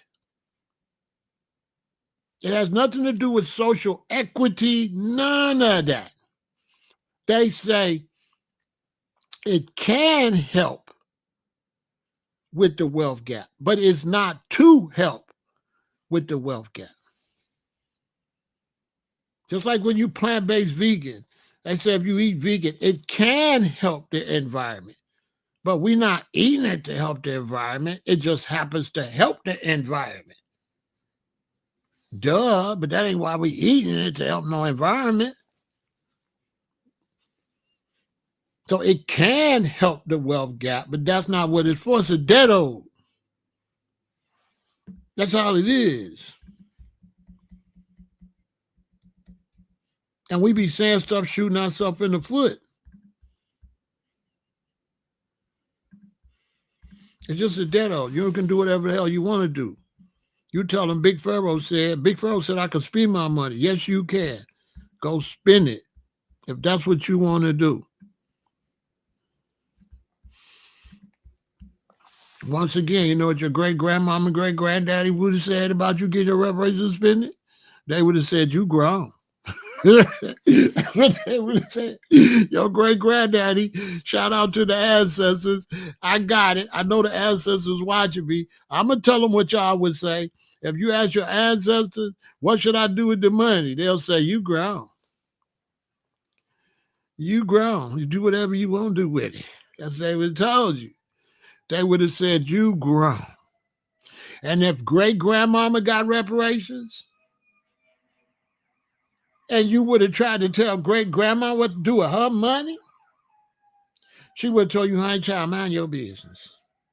Honey child, mind your business. Don't worry about what I'm about to do. That ain't none of your business. You understand? You would have never been counting granny pockets. You out of line. You know what great-grandma would have said? Just worry about yours one. Just worry about yours one. Don't worry about mine's one. Just worry about yours one. That what great grandma would told you about when you question her reparations. Or she might say yawn. Just worry about yawn. You know, just worry. You know what I'm saying? Hey, Kathy, if great grandmother got reparations, you ask her what she gonna do and what she gonna say. Just worry about yawn. Just worry about yawn. Get about my business. You know what your mom would have said? Go get you some business. Go get you some business and get up out of mine. You know what granddaddy would say? Granddaddy, what you gonna do with your money? Whatever I want. You know what I'm saying? Granddaddy would have told you, whatever. Mines. What I'm gonna do with mines. See, that's the key word, little girl. You just asked me what I'm gonna do with mines, right? You know what mines mean, right? Okay, then. Do whatever I want. Mind your business. I know today I'm going to buy me a car, brand new, too, with everything on it. So, what you mean what I'm going to do with them that they owe me and then they gave me my money? I'm going to make all my dreams come true. Come on, man. I don't care what you do with your money. You tell them Pharaoh said, spend it any way I want, do whatever I want with it. It's a dead-o. That's it. Let's just leave it right there. Let's try to start making some magical, mystical. What would I do with 350K? If I got 350K, right? This is real. If I got 350K, right? First thing is I'm not buying nothing. Okay? When you get a lot of money or you get some money, don't do nothing. You got to give yourself some time to calm down because all kind of stuff going to be rushing through your head. So when you get some money, inheritance or whatever, don't do nothing. Don't do nothing. At least wait 12 weeks. Calm down. Because haste makes waste. So whenever you get a lot of money, don't go spend that money right away.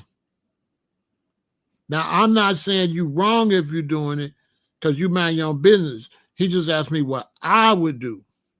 I'm not doing nothing. Because when I get the money, things will be coming, hey, oh, you should do this, or you should do that. Every day I wait, another idea stuff gonna be rolling through my head. So I gotta chill. And I go do nothing. 350,000. I'm gonna spend some money, but I ain't gonna spend no more than 10,000. I ain't gonna spend no thousands. I might spend 5,000, 10,000. That's it. That's it. Anytime you get some money, don't do nothing. I'm telling you, because you can't think straight. Payday too. When you get your payday, don't go shop. Don't go buy nothing. Anytime you get money, wait. Wait as long as you can. 1 day, 2 days, 3 days. Telling you, you're going to be happy. First off, check this out, Kat. Let's say I get paid on the 1st and the 15th. If I get paid on the 1st, I got to pay my bills. I pay my bills. Let's say I pay my bills and I got $2,000 left. I got food. I got everything done. I got 2,000 left. Maybe I got 1,500. Now after I pay everything, that's 3 days gone. So I got 12 days before I get my next check. Now, you go cheap. You go super cheap. You try to hold on to it and squeeze it. Why? It's because every day you squeezing it and not spending nothing, you're getting closer and closer to the next payday. So when you do that, when you do start tipping off of it, by the time you get down to where you got 1,000 left, you get another payday. This is how you save money, because you pinch it off because you're trying to stretch to the next payday. You're trying to save as much as you can for the next payday because you want the next payday to slap on top of that money. See what I'm saying? This is the only way you're going to make it. So, and then when you're trying to pinch it off, something happened. It's my baby birthday. So you still might end up breaking it off. Sometimes you might end up having to break it all back off, but not because you just did it because this came up and that. But a lot of times, every month you're going to save some money. Every month, this month you save 700, the next month you save 300, the next month you save 500. That stacks up into thousands. After so long, you like, oh man, I just saved up 6,000. 600 here, 200 there, 300 there, like that. And that's by paying everything you got to pay and then going cheap. Going cheap. And this is where relationships go crazy, because your woman might still want to go do shit and you're trying to get her to space this stuff out. You got to train your queen like, nah, we got to space this out. We can't just keep going from paycheck to paycheck. We got to sit down to get up. If you want to have a good time, you got to sit down to get the money. So when you do have a good time, you didn't mess the money up. You can have a good time now and it won't affect your bread because you didn't save up 5,000. So now you go out and waste 200, go have dinner, whatever. But you just can't every time just throw that money right back out. You got to sit still and you got to want to see the money grow. You always got to want to see the money grow. It's got to be a contest within your mind. You got to see the money grow. This is what you do when you hustling. You get the shoebox and you trying to stack the shoebox. Period. And you ain't trying to empty the shoebox. You're trying to fill it up. And that you become addicted to filling it up. So now you got a girlfriend or whatever, and she constantly want to do stuff to empty the shoebox. So you dump her, you go to the Dickie store, you get 3 Dickie outfits and some sneakers, and that's what you wearing every day. You out with the Dickies and the sneakers, and you stacking bread. Now you don't look rich, but you rich. She look rich and she broke. You ain't trying to do none of that. Every time you open that shoebox, you want to see it get bigger and bigger. If you do that long enough, when it go down, you be pissed. Because you want to see it go up. And once you get used to that, you're going to love it. Who taught me the strategy? The streets. When you start hustling. The streets. Because if you get a quarter and you don't sell it, you ain't going to get a half. If you get a half, you want to get a whole, you better save it, or you ain't going to get a whole. A quarter costs more. A quarter costs more than a half. So if a quarter costs you 60, 2 quarters is 120. That means a half one probably cost you 100. You're going to save 20. If the half costs you 100, that means the whole thing going to cost you probably 175 or something. So every time you saving money and making money, you're trying to get up to the next thing. You're trying to get to the point where you're paying pennies for it and making money, but you're trying to watch it grow. Because you can only save money if you're ahead of it. If you get behind it, you can't. So the only way you can save money, you got to be ahead of it. So you got to be saving money, because as soon as you spend money, that's when your brakes go out. Boom. So you done spent 600, then the brakes go out. He talking 450, A grand gone. You wasn't expecting the 450.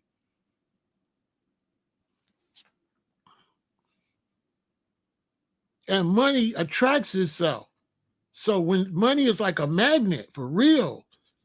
So the more money you save, money just start coming. And when you spend money, it start disappearing. Y'all ain't never noticed that? When you have your little money saved up and you spend it, something happen. Something always happen. I done saved up $3,000. I'm cool. I decided I want to go spend $500 on some clothes. I drive to the store to get some clothes for $500. I get back in the car. I'm driving home. My car be talking. The brakes be like, Pharaoh that went and tripped off his money. He spent $500. We should break on his goofy ass. It's like, who want to break? Brakes like, no, I'm straight. He just fixed us. I can't break. Transmission be like, I'm almost finna go out on his goofy ass, right? No, then, your alternator be like, I'll break on his bitch ass. You know what I'm saying? So the alternator be talking to the brakes and shit. The alternator be like, yeah, he went and spent that $500. Let's go out. Somebody break. Boom, the alternator go out. You go open the car, the alternator like, ha, ha, ha, ah, you know what I'm saying? It's your alternator. You go to the thing, dude, like, okay, that's $300. Because your car be talking. And if your money real tight, when you fix the alternator, they be in there discussing it. They be discussing it. They be just, your trans be like, I should go out on his ass. They be like, yeah, go out on his ass right now. He ain't got nothing but $2,000 left. That gonna cost him $1,800. We got it. He ain't got nothing but $200. You be driving, all of a sudden it starts slipping. You're like, what the hell? You go out there, boom, you call the tow truck, boom, he hit you for the 150, boom. Then they tell you how much it costs for the transmission. You got $100. You just had $4-5 grand, it gone. The car be talking, and it be talking to your whole house. Everything, like the window should break. Somebody should bust your window out in the house. Like they be working against you. Like I'm telling you, man, the stuff be working against you. Everything be working against you. It'd be like the money eater be against you. Money eater go all up to the school, tell the teacher, plan a field trip right now. Because, little Daryl daddy struggling right now. Your son, come on, daddy, we got a field trip. Daddy. I don't know. That's what it seemed like to me. It seemed like to me they be conspiring. And then when I'm saving money, they be like, yeah, he saved money. Let's go. Let's stack this. Let's stack this. So when they see I'm stacking it, the money savers come out. They kick the money eaters up, and I'll be just a stacking. But when I start spending, the money eaters come out. Oh, he's spending. We got him. He's spending. Somebody breaks. Something happened. It always happens after you spend some money. You always spend some money, then you got to spend some unexpected money. Like you spent some unexpected money on your own. You decide, I'm going to splurge. When the money eater say, oh, he's splurging, let's get his ass. As soon as you splurge, something break. You be like, if I knew this was going to break, I wouldn't have went to Florida. You know what I'm saying? You be like, I would have not went to Vegas. Man, I just went to Vegas, man, and came back, my car. Ah, man. That's how it be. It'd be like, Pharaoh, he a lame. He gonna go to Vegas as soon as we get back. Look, when we get back, somebody do something. The money eater be running all around, be in my car be like, I'm straight. It go all in the house. You know what I'm saying? The plumbing be like, I'll flood the basement. You be like, bet. The money eater be working. You get back from your vacation. Boom, you go work a couple of days. You come back, everything floating in the basement. Everything floating in the basement. As soon as you spend some money. That's what it feel like to me. And sometimes it be 3 or 4 in a row. Like the money eater to talk to the car, the basement, and everybody. It's like, you know what? Fuck y'all. You know what I'm saying? You know what I'm saying? When I get this next month, I ain't spending nothing. That's how it seemed to me. And the broker you get, the worse it get. When you get down, you got $500. Something gonna happen to cost $750. You ain't gonna get that $300 if you got five. No, they be playing dirty. You got 500 payday coming up. Now this finna break. No, we know you got 500. That's why this is $780. You better call somebody and borrow it.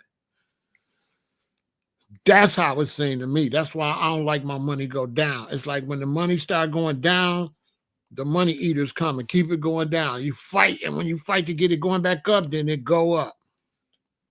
Once it start going down, it's real. It take you a long time to get it to go back up. It take a long time too. It take like 4-5 months to get it to go back up. Real talk, like for real. You be back at square one trying to build it back up. You be like, you know what? I should have never bought that. If I would have kept that, if I would have not spent that $3,000 going to Dubai, I would have been straight. I'm out here playing. That's why you can't, if you want to splurge, you better have 20, 30,000, and then you just splurging with, if you got 20,000, or you splurge with 10,000, that other 10,000 will go. You got 20, splurge with, if you got 20,000, splurge with 1,000, 2,000. Don't you get no 20 and go spend no 5. You're going to spend 5. That's going to knock you down to 15, and the money eater's going to eat that other 5. You're going to be down to 10. Then the money eater's going to knock that down to 9, 750. You're going to get paid. It's going to go back up a little bit. Boom. Some going to hit you. Some going to hit you. Bop, bop, bop.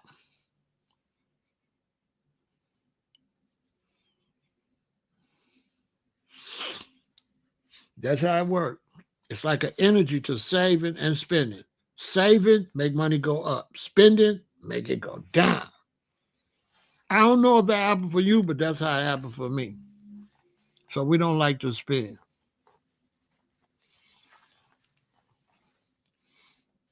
You know what I'm saying? Spending is not good. You want to save, save, save. Sometimes you got to sit down. You got to stop trying to do all this fantastic stuff all the time.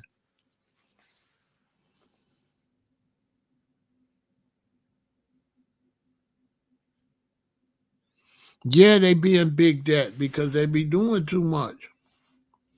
They be going to do stuff, putting it on the credit card and all that. All that instead of paying all the credit cards off and sit down. Sit down. Sit down. Stop trying to have fun and then coming back pretend you had fun. Now you in misery, but you trying to pretend you had fun, but now you back on the slave route. Fronting. You gotta push stuff off, especially you brothers. If you got a woman. See now, some women know how to do that. So I ain't trying to put it on women because some women they don't play like that. They be stacking they bread, but some don't. Some don't. They just be throwing money away. They feel like you got money. Let's go spend it right now. But that put a negative energy on your stuff. You know what I'm saying? Your vacation at your community food. Yeah, you got to sit still. You have to enjoy the money more than the things you could do. I've never splurged no ridiculous amount.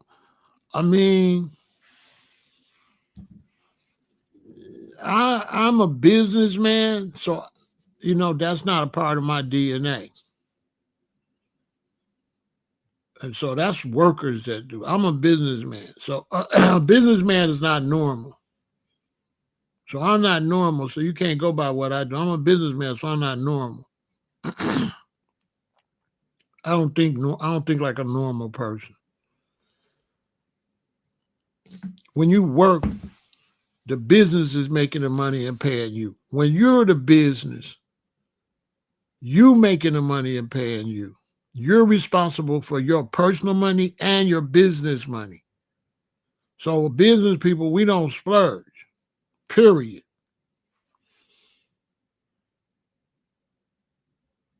Extra money goes to make extra money. We finna flip any extra money, okay? Because a business, see, for a businessman, everything got to go through the loop first. Nothing goes straight back out. 2,000 got to come in. It's got to turn into 4,000. And then if we could turn it to 8,000, then some might come out. But as a businessman, everything got to double or everything got to increase. There is no decrease as a businessman when you work for yourself and you run the business. When you run the business, your personal money and your business money is all mixed together because you're taking money out your pocket, investing into your business. So a worker, that's why so many workers is broke or make bad decisions because somebody else saving the money to pay them. Somebody else is providing your job for you. Somebody else got the lights on at your job. Somebody else got your job working, got the equipment at the job. You don't got to do it. But for us as entrepreneurs, we got to keep the lights on. We got to keep the business going.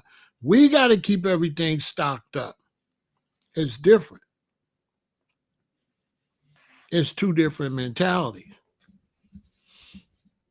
That's why I don't never think like no worker. That's a worker, G-Rod. Workers think like that. That's workers. That's workers. I don't be splurging because I don't be wanting that stuff. What they got to splurge, I don't want it.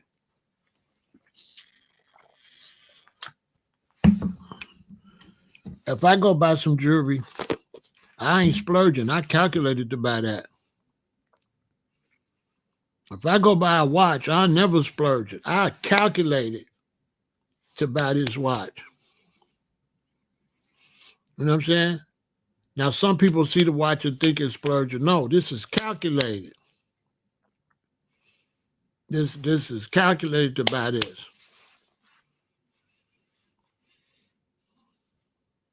Splurging is just ridiculous. Those workers do that.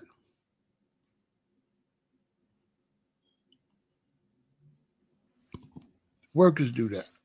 Some hustlers do it too. I've been with friends. You know, I've been with friends, and they be splurging. They be hustling.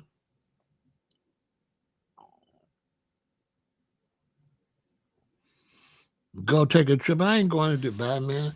You don't even know me, bro. I lived in Hawaii. You talk to me like I'm a regular person, but I lived in Hawaii for years. Dubai would not impress me. None. You don't know me. Nothing about Dubai would impress me. No, I would not be going to Dubai every year. That's your name, Jaden. Nah, that's you. You can't say I think like you. I'm the type of person go to Dubai and all I'm gonna see is how much money they making. You gonna go and see how much fun you got. I'm gonna see money. They making money. That's all I'm gonna see. When I get on the jet, I'm seeing the money they making. I'm not like you, Jaden. Everything I go do, I only see the money they making. Period. When I get on the plane, I'm looking, oh, they making money on this plane. When I get there, I'm looking at how many people checking in, how much it costs for a room. All I'm thinking about is having something like that. I ain't thinking about going to that. I'm just telling you how my man think. I'm a businessman. I've been taking care of myself. That's something you don't never get out of that. I'm not normal. Yeah, I'm not normal. I'm not a normal person.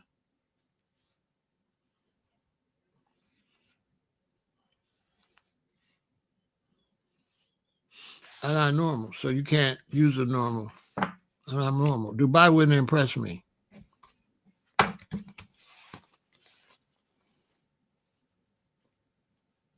Yeah, Dubai wouldn't impress me at all. I would not throw no money away to go no down Dubai.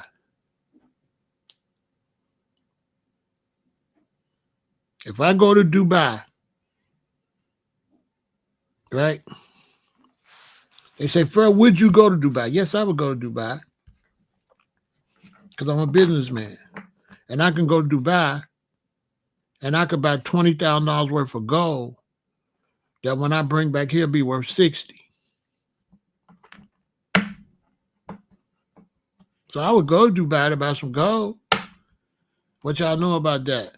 I'm just showing you the difference between me and that person, and he don't know nothing about that. He don't know nothing about that. You can go to Dubai and you can go to Egypt and buy gold. And it's going to be worth way more than what you pay for it when you bring it to the United States. Just to give you an idea of who you're talking to. Because I got friends that go to Dubai and buy gold and Egypt. But the gold is cheaper in Dubai than Egypt. So yeah, I would go buy some gold. That's the only reason I'm going, to make some money. I ain't going over there. Come on, man.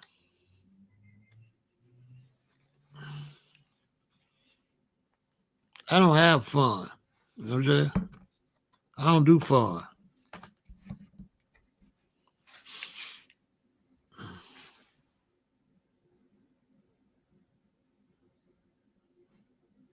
I don't do fun. I take my queen to have fun. I don't do fun. I don't do fun at all. I don't do no fun. I had fun when I was a child. My parents took me on vacations and all that stuff as a shorty. I grew up in Cadillacs, tailor-made clothes, and all that. I was wearing tailor-made clothes in the 6th grade, custom. Getting to make myself my own design. I don't do fun. I don't do fun. It's hard with women because women want me to have fun, and I don't have fun. I take her to have fun, so I need a woman gonna have fun. I don't need no woman that only can have fun if I have fun because I don't have fun. I don't do fun. But I'll take her to have fun. I'll take her to be all giddy and excited. I ain't excited about none of this shit.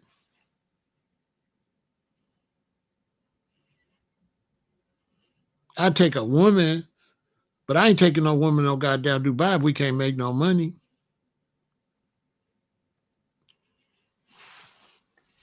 Because a businessman, we count everybody else's money. And we either making money or we helping somebody make money. I'm not into helping nobody make no money. So I'm not trying to help Dubai make a motherfucking quarter. I'm trying to make some money. Okay, I'm a businessman. So I'm not trying to help you make no money. Under no circumstance, I'm trying to make some money. Now I'll help you make some money if I can make some with you. But as far as me going out making money and then giving it to you to make money, no, I don't go like that. No, I'm not making money to give it to you. Are you crazy? I'm not making no money to give it to somebody making no money. I'm not doing that. That's a sucker. I'm making money to have money. I'm not making money to give it back. I'm not going to go out here and work and give it to no Dubai. Boy, I'm not going out here and make no money to give it to nobody on no plane to Dubai and to go to see Dubai. Come back, I've seen Dubai. They had cars and fancy boats and shit. I don't want to see no, I don't want to see no $500,000 car and all that. Don't do nothing for me. I wouldn't even buy that shit. I wouldn't buy none of them cars they got over there. I wouldn't buy that shit. I don't care how much money I got. I would not buy that.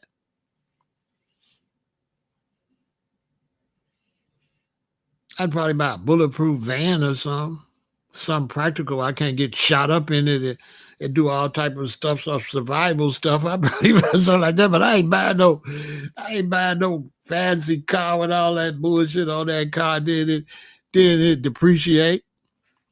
And I'm sitting up here with an old $500,000 car. That's old.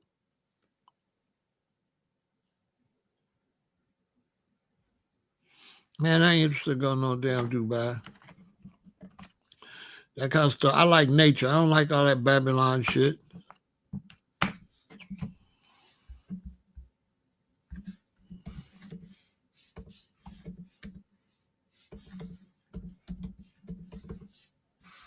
Oh, man, come on, man. Keep it a Billy.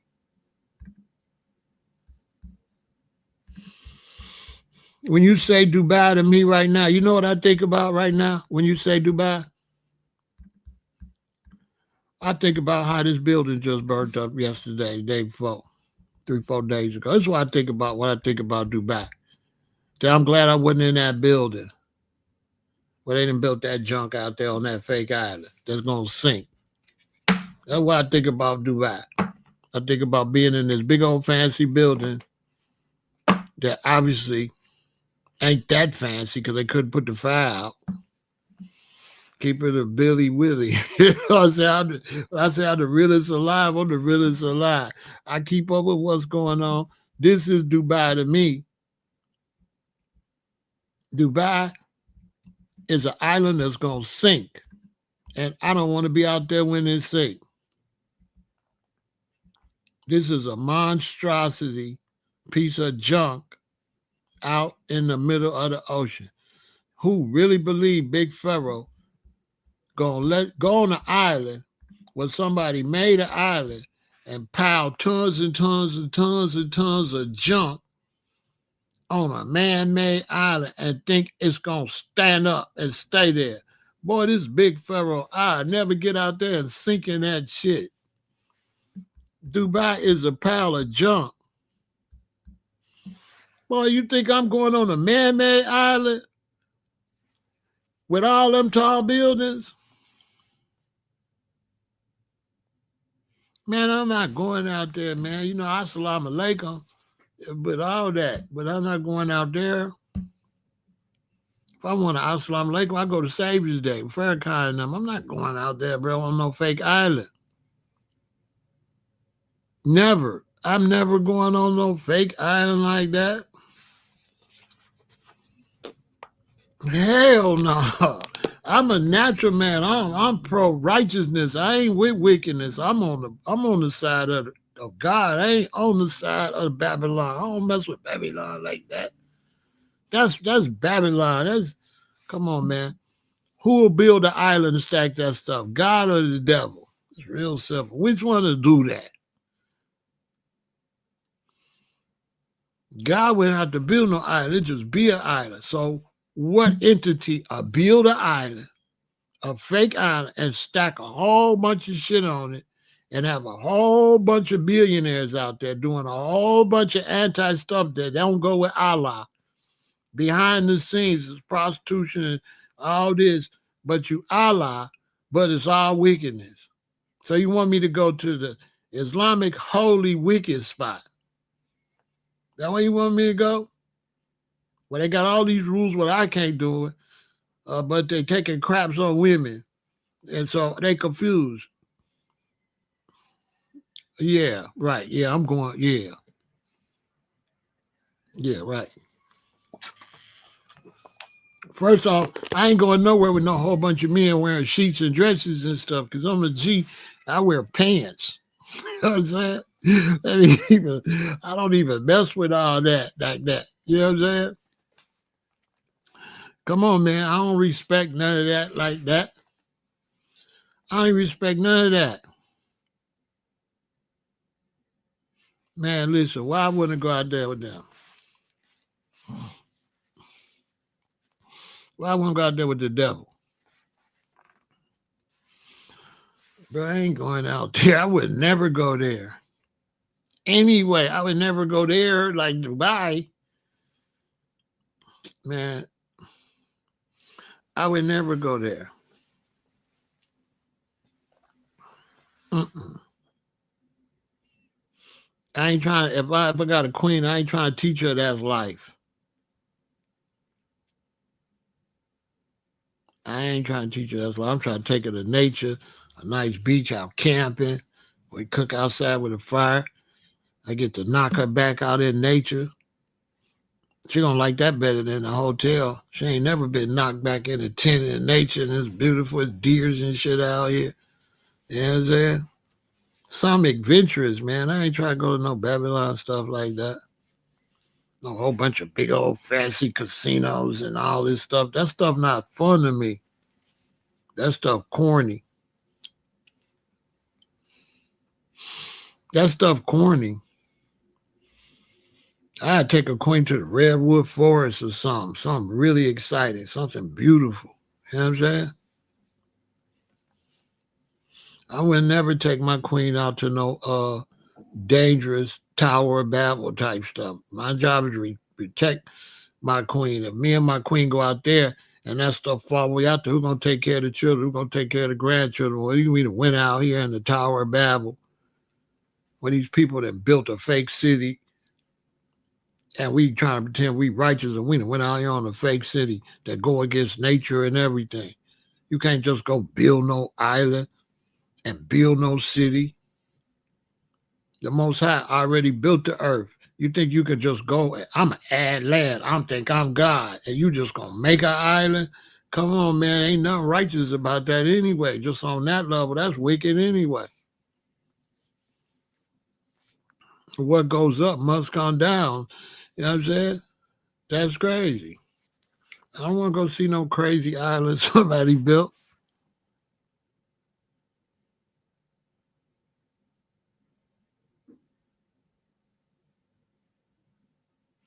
You understand?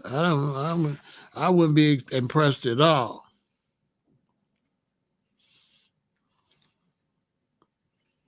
It wouldn't do nothing for me.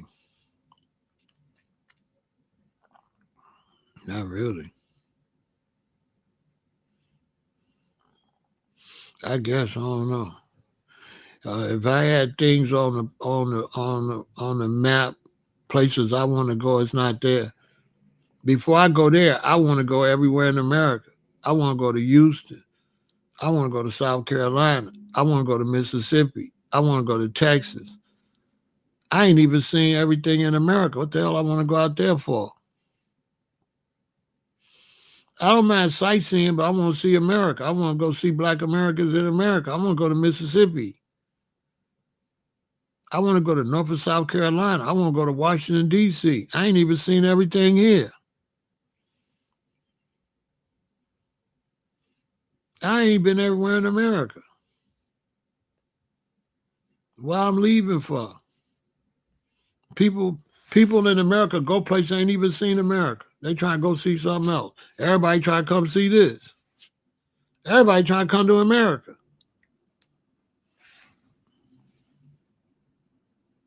You know what I'm saying? I'm trying to go see here. And then I don't take chances. I ain't no daredevil. So I don't be taking no chances with my life. I don't even like flying on planes because I ain't got no wings. I like staying on the ground. I don't like flying. You know, to be jumping on them planes like that, you got too much faith in Babylon. You're like, oh, they work, all they stuff work. That'd be how you be thinking. All they stuff work. They know what they doing. You know what I'm saying? If you got children, driving is the best. Because if they don't drive, they ain't going to be know much about business, and they ain't going to know how the country is set up.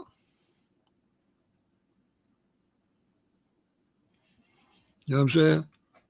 The best vacation is driving. You know what I'm saying? So when we was a kid, we drove everywhere. My daddy drove everywhere. He drove to Colorado. He drove to Alabama. He drove to Mississippi. We drove to Georgia. We drove to Alabama. We drove to Florida. This is how your children learn. They're not going to learn by flying. Flying don't teach you nothing. Driving teach you everything. Because when you drive, first thing you see in America is how much land is uninhabitable. So a whole bunch of land is uninhabitable. So every time you get to where there's populations, that's because there's water there. There's nowhere in this country where there's no cities without water. Every city is by water. And wherever there ain't no water, it ain't no city. That's a fact.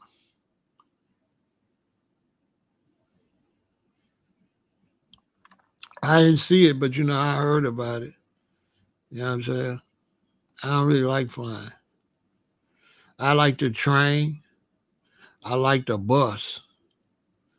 And I like driving. I like the train because the train take you where a car can't take you, man. The best view is the train. The train is off the chain. Seriously, if you take a train from the East Coast to the West Coast or vice versa, that's off the chain.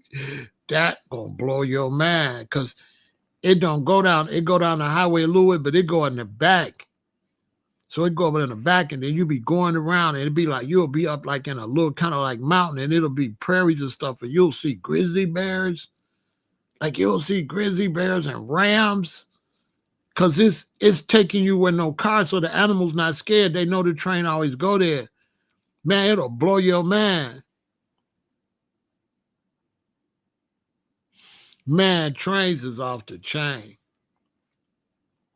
You'll see a grizzly bear as a family. You'll see the mother and the children. Like you'll see animals you can't ever see. Cause the train goes like back off the road. It's crazy. And it's super comfortable.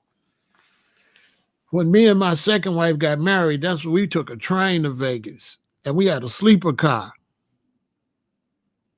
You know what I'm saying?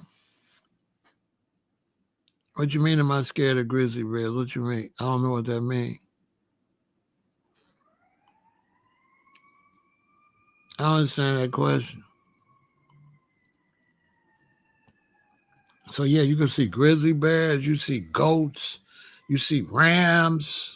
You know what I'm saying?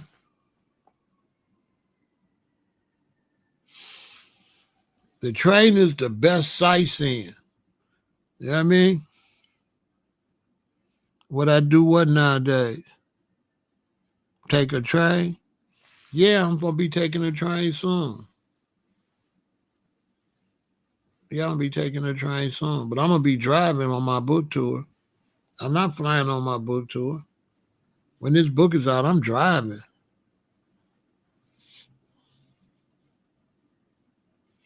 I'm driving. I'm not flying. You know what I'm saying?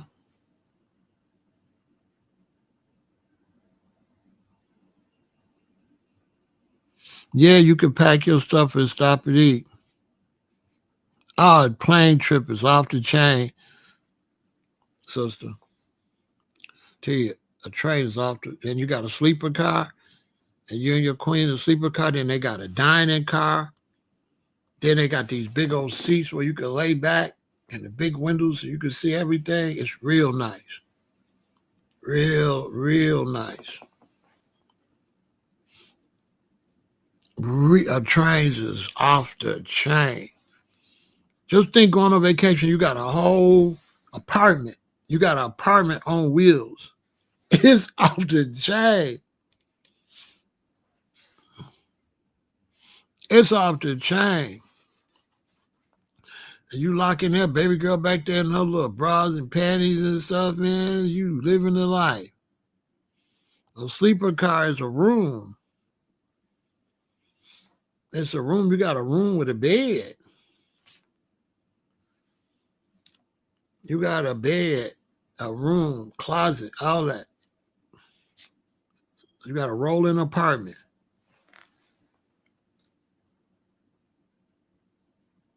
What scary train stories?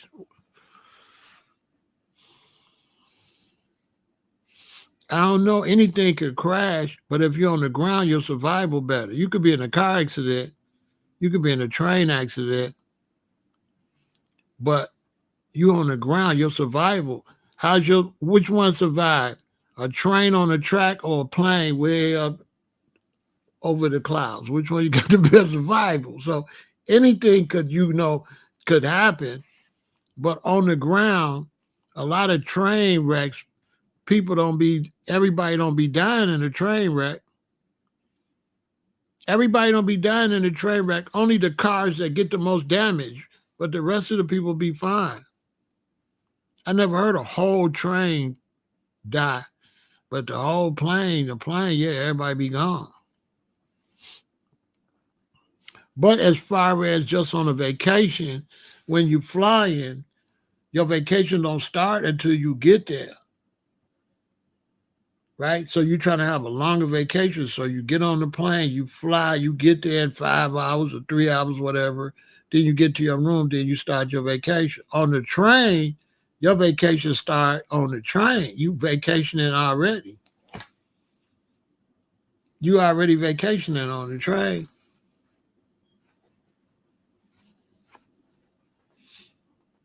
So that's a good thing about the train. The whole thing is a vacation.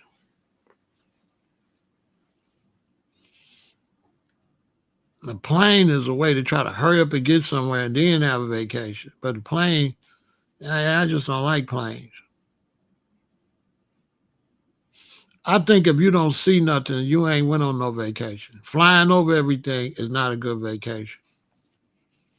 Because growing up with my parents, we went on vacations every year. And the best, you ain't going, if you don't see the road or you don't see the countryside, that ain't no vacation. That's a trip. A real vacation is on the road. That's a real vacation. Especially if you got children. If you got children, drive so they can get a geography lesson.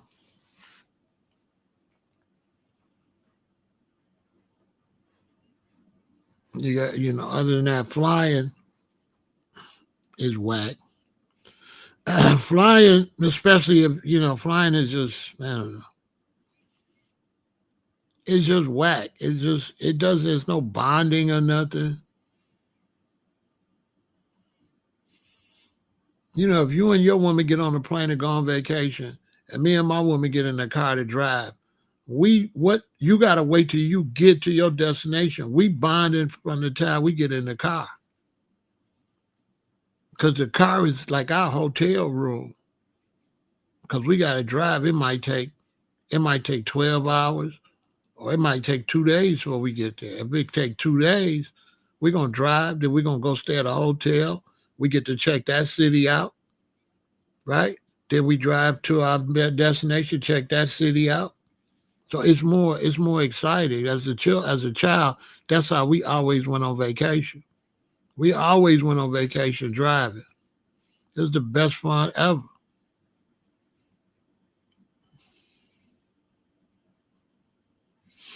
I don't know what they like. I think they just stupid, and I think they do whatever Babylon told them to do. That's what I think, J-Rock. I think they do whatever the system tell them to do. I think they slaves. I think they got to rush their vacation. So they try to fly there. They trying to fly back. But I've been flying a lot too, and flying be whack.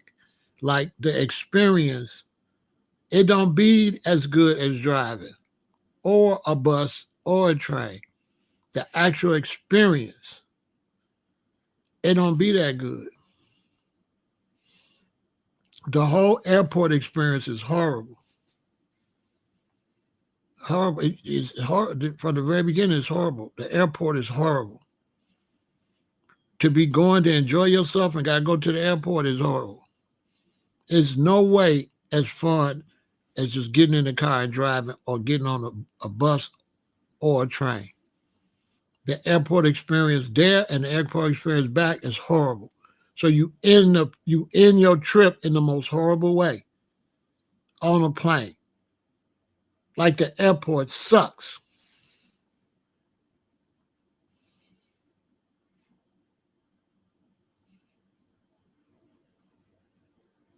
I mean, not just that, just the whole experience is just not good. It's just not. You don't see nothing. You just up in the air. It's just not good as far as a vacation and bonding.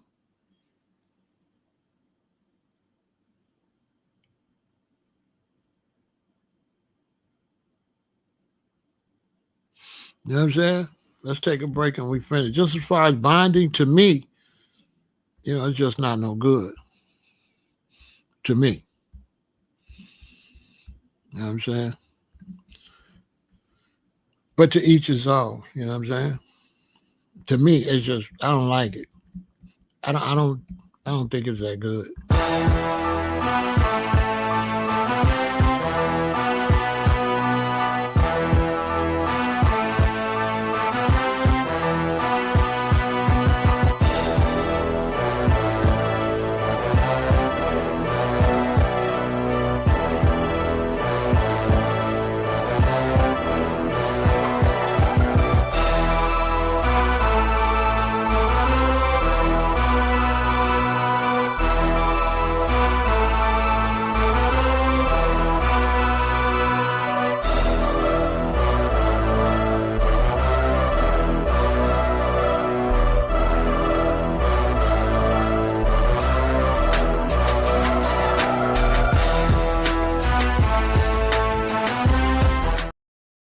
In terms of the best experience with a vacation or a trip, the car is the best because a plane, your vacation don't start until you get to your hotel. Going to the airport, getting off the plane, then getting to your hotel, psychologically, your vacation don't start till you get from the airport to your hotel. On the bus, your vacation don't start till the bus take off. On the train, your vacation don't start till the train take off. In a car, your vacation starts as soon as you walk out the house and get in the car. You're on vacation. It's the quickest vacation. Psychologically, because psychologically those others, you get to a certain, you got to get to a certain point before you feel like you vacation. So it's not till you get in the bus seat, after you waiting at the bus station, get on the bus, it's not till the bus take off and leave your city, your vacation start. On the train, it's not till you get on the train and the train leave the station, your vacation start.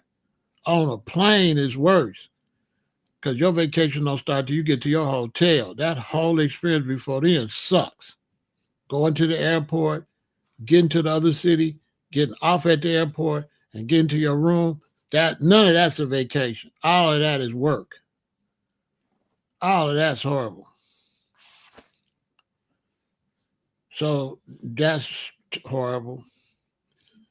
So the vacation that starts from the very time you put your bags in the car and get in the car, you're on vacation. That's the best one. That's the best vacation driving. Because the whole experience is a whole experience. The whole thing is an experience. The whole thing is sightseeing. You sightseeing right from the jump.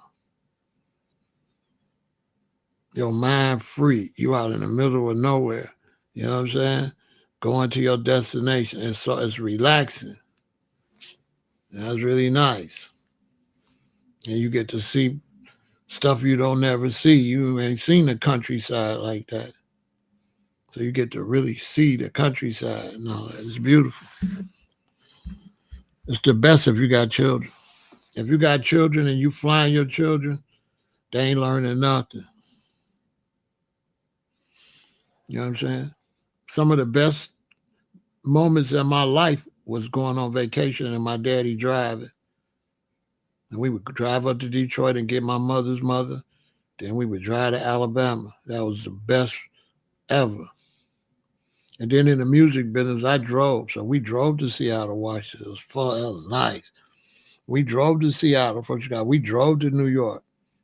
We drove to New York twice. We drove. When we flew to Cali, that was horrible. The airport, that's not fun. So the airport is horrible.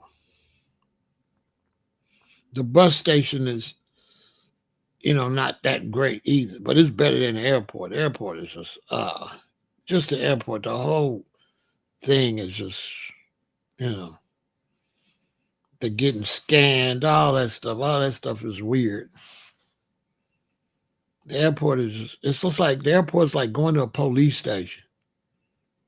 You know, the patting down and all that. It's just messed up. Yeah, I don't like that. And then you too close. You know, you sitting here and you right all on top of me. You got more room on the bus than you got on the airplane. Airplane, you ain't got no room. You squads in there. Then you gotta wait for your luggage forever. It's just messed up. You get your luggage quicker off the bus and the train. Then you do the plane.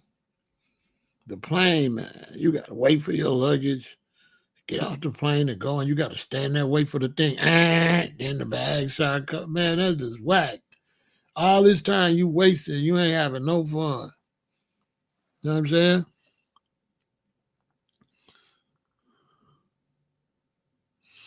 Yeah, Steve, that'd be nice. You know, you ain't having no fun. You know what I'm saying?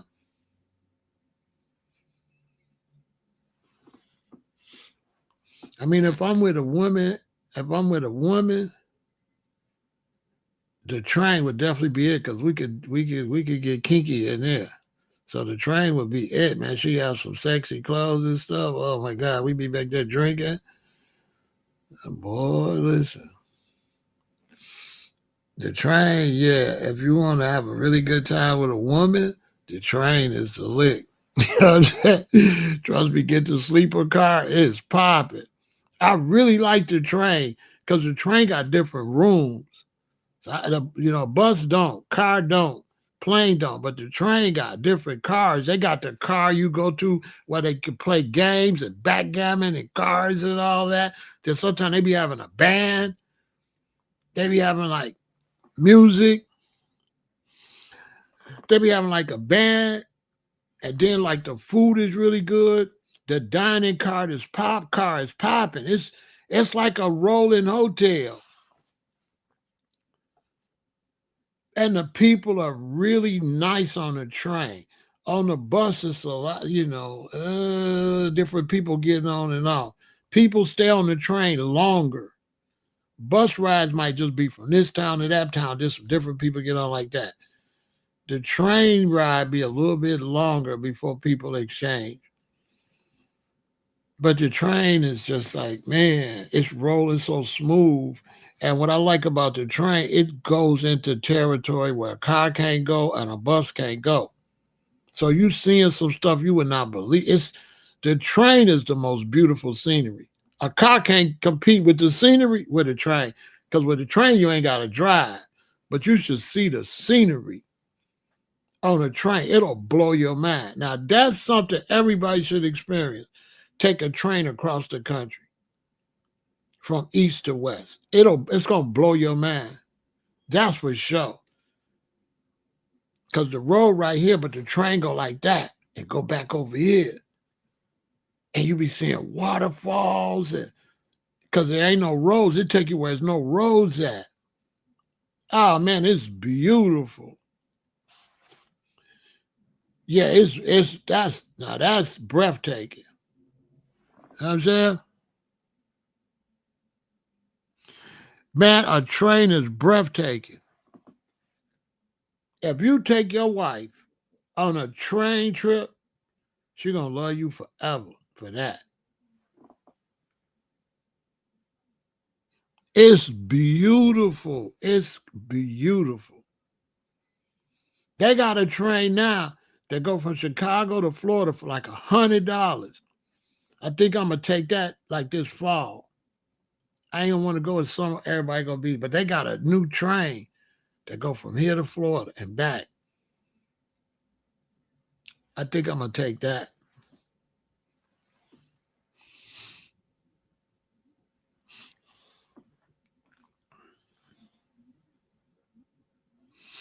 And on the bus and the train, they got these cross country passes. So you pay this much for this pass, and you can just get off wherever you want to get off, and then just let them know and get on and get off and get on and get off. You know what I'm saying? They got they got one go from New York too, New York to Florida. It's cheap. They got one go from Chicago to Florida for like $100 some. It's off the chain. It's beautiful. Got everything on it too. It's new. It's new trains.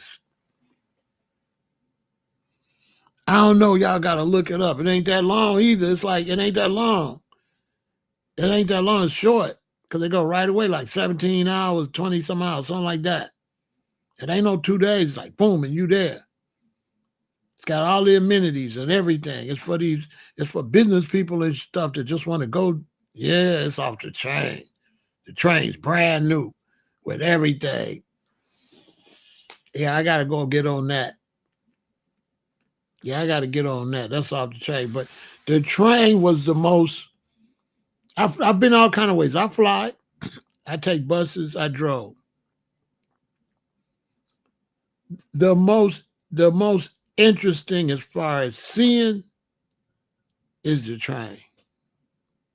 The train is crazy because it take you the back way, and it take you where no people at. So all the animals be there. All the animals, it'll blow your mind, man. You might go and you might see a whole bunch of goats on cliffs. And they don't be tripping because the train always come through there. So they act like the train is a part of nature. So they don't pay the train no attention. Because it never harass them. It just go through. So you might see a black bear playing with her cubs. Anything. It's crazy. It's beautiful. Waterfalls falling off the mountains, and it's just land. Because it take you where you don't see nothing but land. You don't see no roads. It take you on off-road. It's beautiful. Oh my God. We took it to Vegas. We took a train to Vegas and back. That was a great vacation. We went and got married. We took a train to Vegas to get married. That was beautiful. Now that was beautiful. It's like a safari, but not really, because you barely see the animals till you get like to a certain thing. But you see America. You see like the beauty of the country. You see all the mountains and all the beautiful trees. You see what it looked like on the off-road. Especially when you go on them little like mountains and hills. Oh man, it is beautiful. And it's so comfortable. You know, on the bus, you kind of sit on the train. It's more room. You kind of like in a lounge or something. You in a moving lounge, and the people is like cool. It's like it's like traveling in a restaurant. That's what the train is like. Imagine going to a fancy restaurant that's rolling. That's what it's like. Like when you lay that seat back to go to sleep, it's like a bed almost. The bus seat ain't like the train. The train is crazy. I gotta do that again, really. I need to take my grandson with me one time. If I ain't taking no lady, but if I got a lady, he can't go. And we gonna be doing grown folk stuff. But yeah, hey dudes, I'm telling y'all, if you got a lady, get that sleeper car and take your lady on the trip. She ain't gonna never forget that.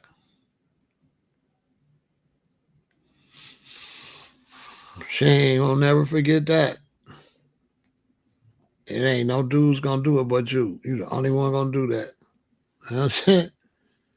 It's off the chain. I ain't gonna lie. That's the best way to travel. Driving, I love driving. But the train, you don't gotta drive.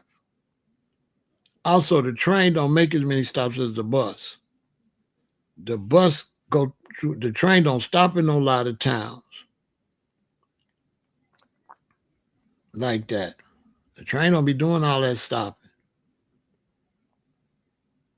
You ain't gotta get off. Like with the bus, you be having to get off. Get off 30 minutes or whatever, get back on. With the train, it might stop and you ain't gotta get off. It just stop. Some people get on, then they keep going. You don't gotta get off. It's just so comfortable. But as far as just being able to just look out the window and roll, then at night when it get night, and you'll be knocked out, man. The way that train be moving, it be a smooth ride too. And riding put you to sleep. You got a lot of stress in your life. That's a good way to get rid of it. I would love to take a train from New York to LA, but that'd be fire. Yeah, that I might gotta do that. That'll be fire. Take a train from New York to LA, then from LA to Florida, then from Florida up to New York. That'd be something like you could put that in a record book. Especially if you had a sleeper car. Oh man. Man, that would be like something you will be telling your you'll be telling people about that trip. And you'll see the whole country. Boy, you'll see everything. Ain't no telling what you'll see. That'd be curious what you will see. Like, what would you see from LA to Florida?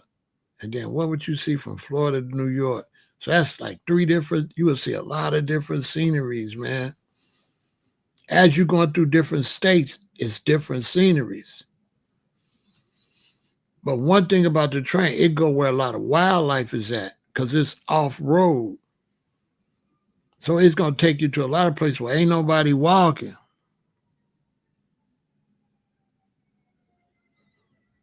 They're going to make a fortune when they do to you.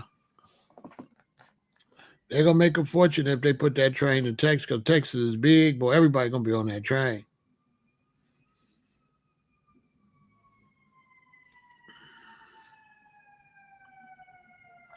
That's the best travel.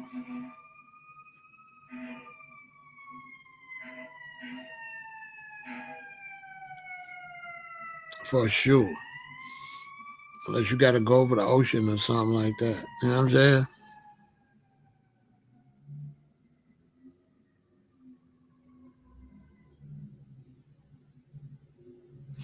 Exactly. Yeah, Amtrak is cool.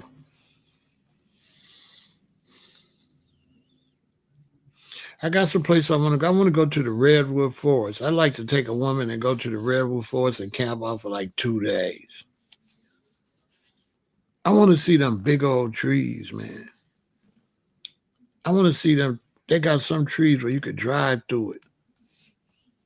Where they built a road through the tree. They got camping and stuff. I looked it up. I'd like to go see that.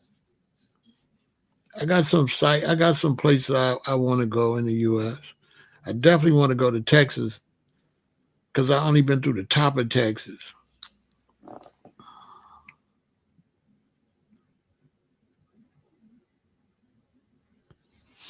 Man, I don't know, man. I don't know how they built it, but it's amazing. Especially when they be going around them mountains, man. And when they be going around them mountains, man, you be seeing them goats, man, bears. You know what it's like to see a big ass bear with her cubs and she just chilling. She not paying the train no attention because it always go through there. And she just in her natural environment. Oh man, it's a mind blower. It's a lot of animals back off in them off roads. So it's taking you where all the animals is at. Know what I'm saying? It'll blow your mind because it's taking you where no people, it ain't no people. No people walk back in there. So it's taking you where no human be walking. Just think of it like that. You're on a train and you rolling through an area where ain't no humans back there walking. You don't be seeing no humans when you're on the train. You be in the middle of nowhere for real. Every now and then you be going next to the highway though. You can see the highway over there be going. Where it probably was too hard to, but then it when the highway go this way, the train still be going straight. You be in the middle of nowhere. I enjoyed that.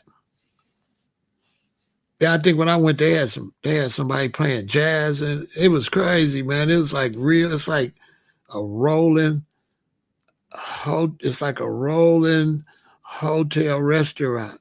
It's incredible.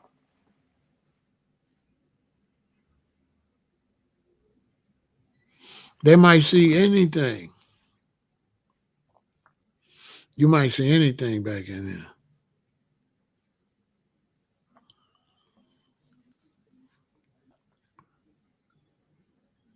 if you looking. You gotta be looking at the right time because when you rolling for that long, a lot of times you just relax. You know, you have your moments where you be looking. Most of the time you do all your looking when you first wake up, because it's gonna put you to sleep.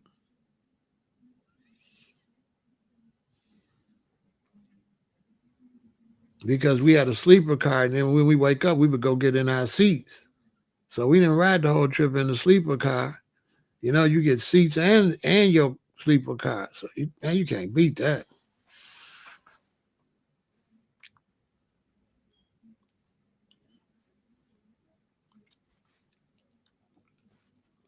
I remember they wanted to put me and my queen off because we was smoking back there. Somebody snitched. They didn't do that though. I said it ain't us. It wasn't us. They wanted to though.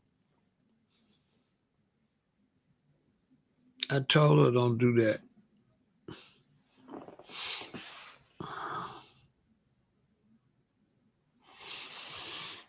That's nice though. You trying to bond with a queen, brothers? I'm giving you game. You trying to bond with a queen? Take on a long train ride. You know what I'm saying? A bunch of states over. She gonna love that boy. I'm telling you,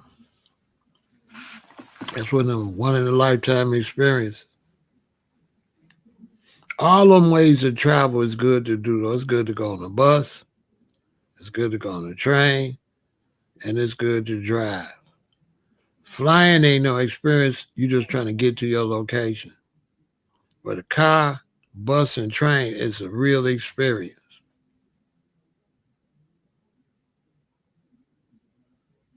The car is good for children as far as geography and bonding with their parents. You know, it's like if you ever been with your parents driving across the country, it's like some of your greatest moments as a child. Like some of my greatest moments as a child for me and my sisters, my mom and dad going to Alabama every year. They drove. And that's just like a lot of fun. That's a lot of fun. If you got children, that's a lot of fun. You know what I'm saying? That's a lot of fun. It was me, my mom, my grandmama, and me and my sister, five of us. We in the back with Granny. And Granny got that big old purse with that big old gun in it and all kind of goodies in that bag. She might pull anything out that purse and give it to you. You know what I'm saying? And you get to see everything.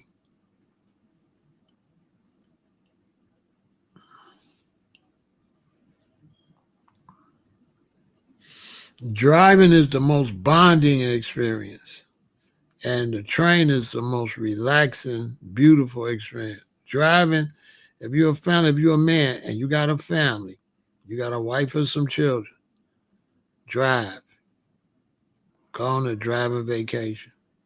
It's gonna mean everything to your wife and everything to your children. They're gonna remember that forever, ever in their life. Daddy driving, especially if it's like a 2 day trip where you drive half, you stay at a hotel, so they get the hotel experience too. So we would get two hotel experience. We get a hotel experience when we stop at Louisville, Kentucky, and then go to Alabama. Then we get a hotel experience when we used to stop in Nashville, Tennessee. We would stop at one going down and a different one coming back up. It was beautiful. It was fun. It was so much fun, man. It was so much fun. And it taught me about America. That's how I know about America. Like it ain't a lot of places to live. It make you understand where you live at. You can't live in America. You can only live where the water's at. All these cities is put in a specific location where it's got the resources for an environment. A lot of the area don't have the resources for no environment. When you get out there where they ain't got no water, nobody live out there. But a couple people and they got a water tank. Or they catch their own water. It ain't nobody in a lot of these places, there ain't nobody live. Now, I say nobody, ain't nobody. You leave Chicago and you going down to Georgia, to Atlanta, and you get up in the mountains, ain't nobody up there. Every now and then you might get up there and then it's a flat part long enough, it might be a couple little places. But other than that, man, you in some mountains you wouldn't believe. Oh, you going to play what? You driving to Oklahoma on Saturday to play and see Keith Sweat. What you playing?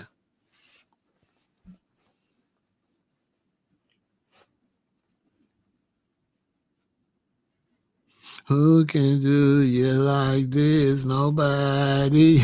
I need to be there. I need to be there when he sing that. Nobody, baby. I need to be there when he sing that. What you going to play? Oh, you going to get some money. I need to be there. I bet you be knocking them. I bet you be hitting them. Up in there looking all good.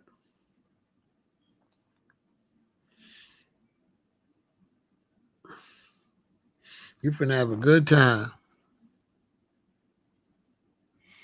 What about where hillbilly in the woods? Where? When you're on the train, you're not gonna go where nobody live at. When you're on the train, and when you're driving, you ain't going through that parts either. You don't go through them parts.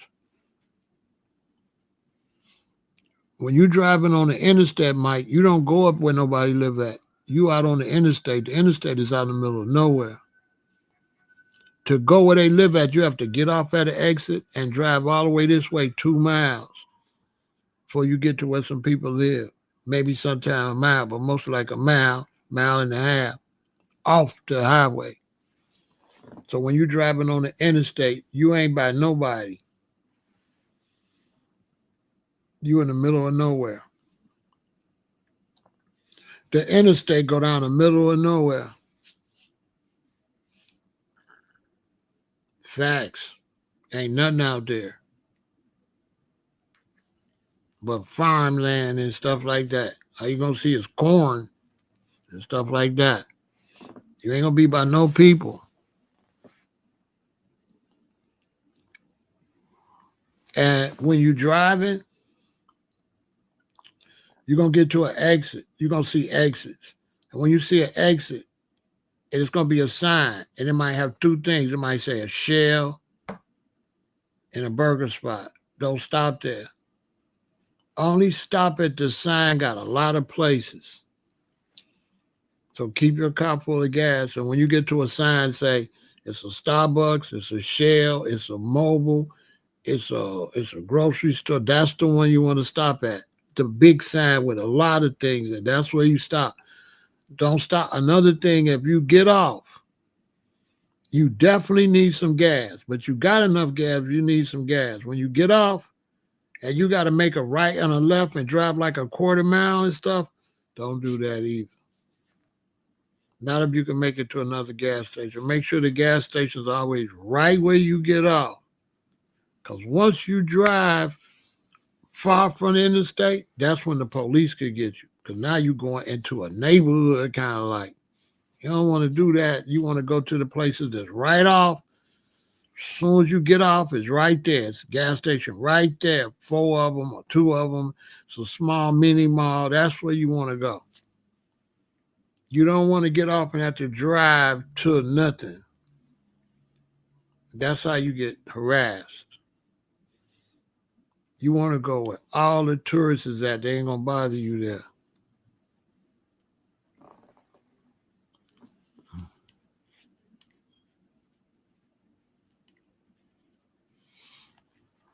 Yeah, you don't do that. You don't do that, Jada. You always stop where it's a bunch of people. Where it's a bunch of businesses. That's where you want to stop. Plus, you got more variety. You got more variety of food and stuff like that. So that's where you want to stop. Ain't nobody gonna do nothing to you. There's a whole bunch of tourists at those spots. You don't want to stop at no and drive off into no. Now and you can come up missing doing that, especially if you're black.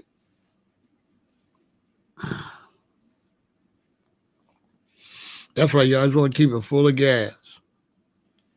So even if you just got a half a tank, if you're going a long distance, you got a half a tank, and you get somewhere and there's a whole bunch of places on the sign, go there, just fill it up anyway.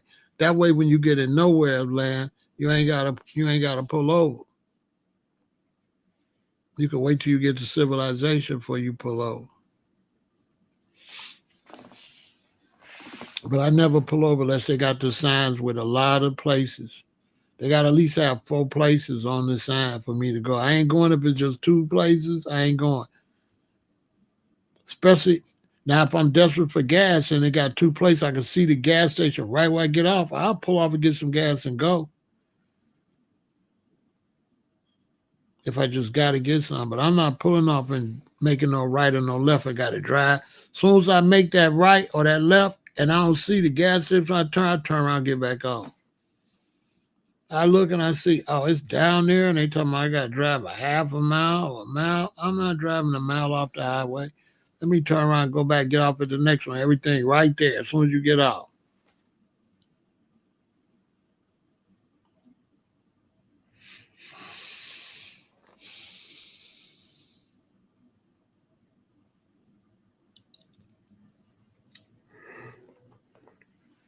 That's how you travel and stay out of trouble.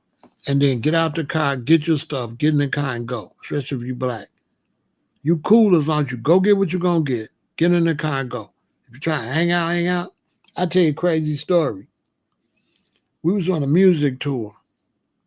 So we stopped at a rest stop. And we stopped at a rest stop and it was night. So it got the little bathrooms, looked like a park district little thing. Nice and clean those. Cool, it's safe. It's me and 4 rappers. So we stopped. And there was some little signs on the grass. But everybody had to pee. So we went on in the place to pee. So when we came out,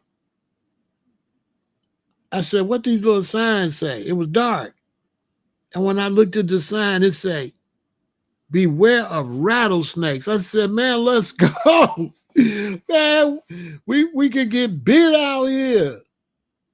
I'm like, what these little signs say? I mean, they had them everywhere, which means they don't got that. They got that because what?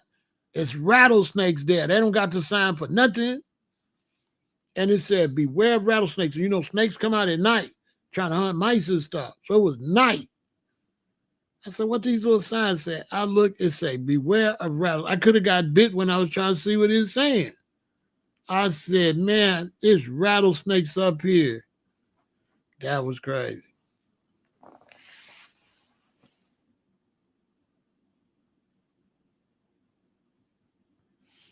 Wow. 200 pumps. Wow. 200 pumps. I gotta see that. I ain't never seen no gas station with no 200 pumps. That's crazy. They making all the money. So you be hitting them with the gamble and cleaning them out, huh, Queen? She be cleaning them out.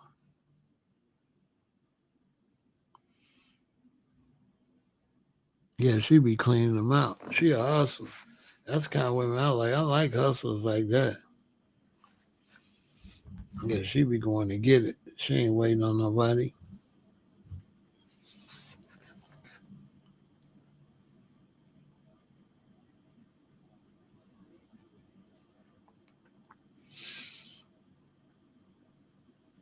It's a lot of fun. Y'all ever been with a woman and watch her gamble?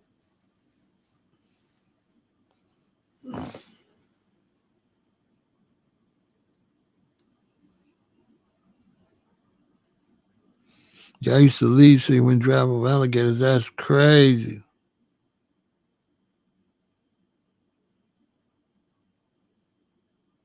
Bucky's like no other gas station around. That sound crazy. Y'all ever been with a woman that hustle that can gamble? It's real interesting.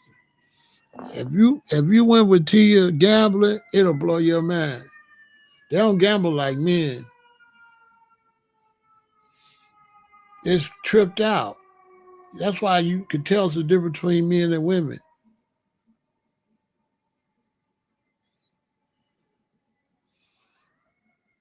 They don't gamble like us. It's different the way they gamble. We be all tense. They be relaxed.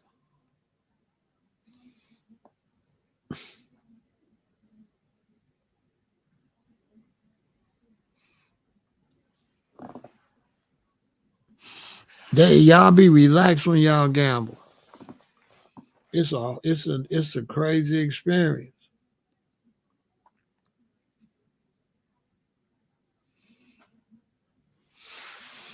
I used to hang out at the casino all the time when I was hustling because it ain't nothing to do. It's late. I ain't sleepy yet. I go out to the casino. It's 3:30 in the morning. They the only people open. It be some bad women at the casino. I couldn't mess with them. I was in a relationship. But I would go get a little bit of that roulette money, if they paying. I never gamble if it ain't packed. If it ain't packed, I ain't gambling because they gonna take all your money if it ain't packed. Because they don't want you to win their money, but you can win everybody else's money. So it's a lot of people. Look, I tell you something. When they open up Bally's here in Chicago, I ain't gambled in years. When they open up Bally's, they don't be all up in there. They gonna open Bally's, I think, next year, maybe 2026. Man, listen. Man, when they open,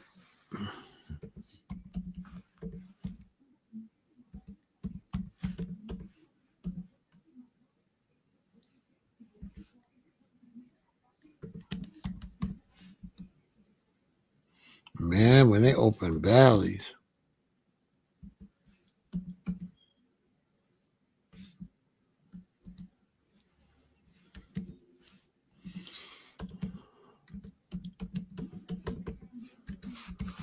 that's what all the queens gonna be in there.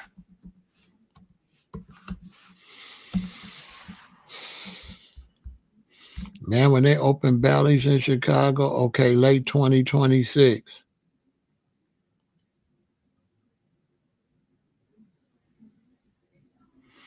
Late 2026. When they open that,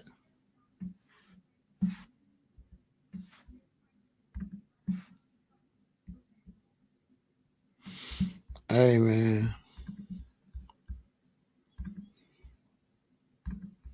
I ain't been outside like that. But 2026, it look like I'm gonna be outside. Look how they building it, man. It's gonna be on the river, man. It's gonna be on the Chicago River over there off of Halsted. Man, it's gonna be, man, listen. Everybody that's somebody gonna be there.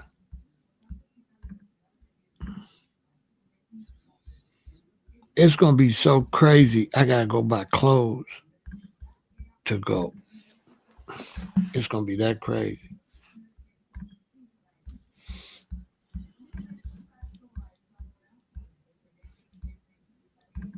It's gonna be so crazy.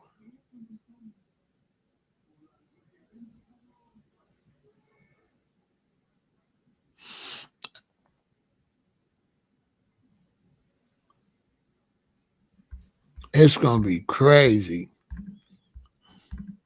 Trust me when I tell you. That's gonna be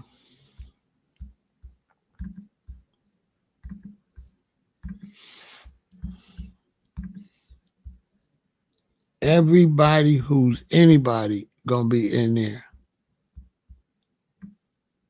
when that opens.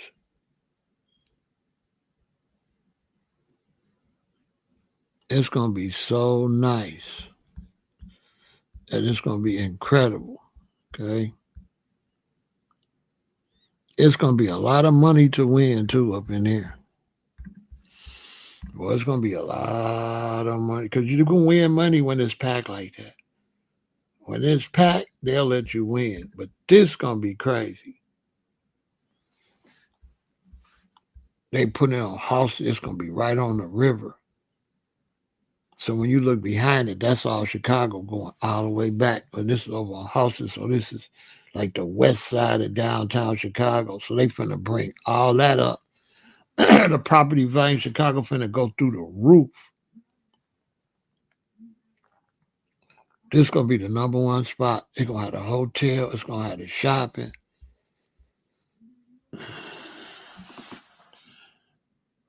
It's gonna be crazy.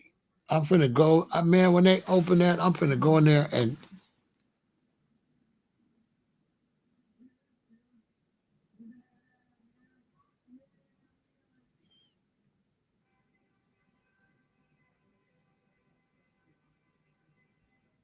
it's gonna be crazy.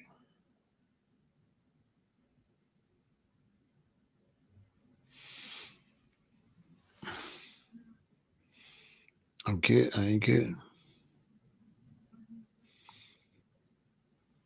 This is gonna be the place to be. Everybody who anybody will be in there. Asian, Arab, white, black, Hispanic, all the everybody gonna be in there. All the money gonna be in there.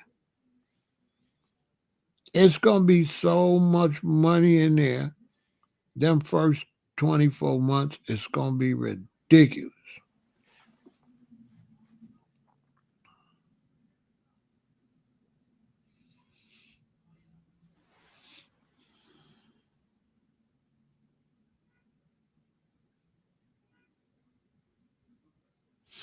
Man, ain't finna be no thugs up in there. They don't come to places like that. They can't, they ain't gonna come in there. Thugs don't really come around where the real gangsters is at. They not coming in there because they not coming in there because they ain't gonna be dressed apart and the feds gonna be on you. You trying to come in there. The thugs they don't go to casinos and stuff like that. They don't go to that. Not here in Chicago. They ain't coming in here. It's too sophisticated. They won't come.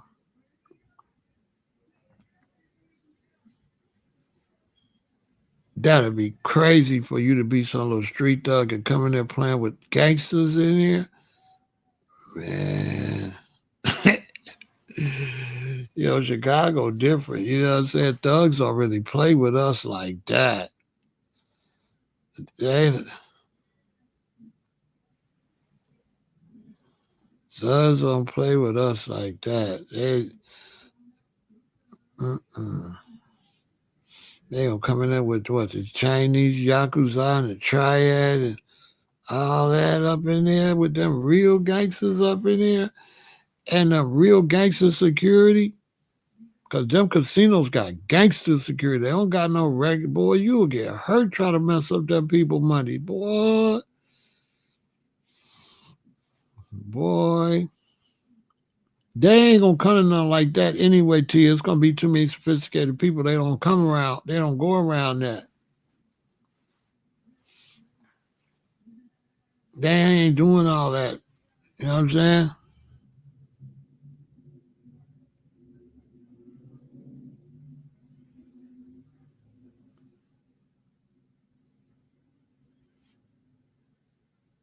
The Fulton Market. But they wanted $500 to get in there. Yeah, they ain't coming over. They ain't coming over there to that. It's gonna be too much security, too much police, too much private bodyguards. It's gonna be, man. If they just want to get hurt, they'll come over there. But they don't like to go stuff like that because they stand out. You know,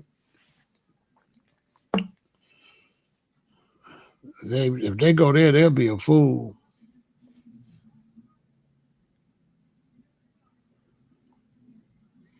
They don't go to that kind of stuff though. They don't go to the boat. You don't see no lot of thugs like that. They ain't at the boat.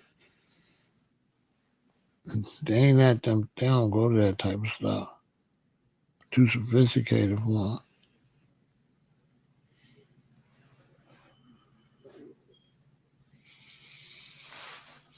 Yeah, it's too sophisticated. They go in there.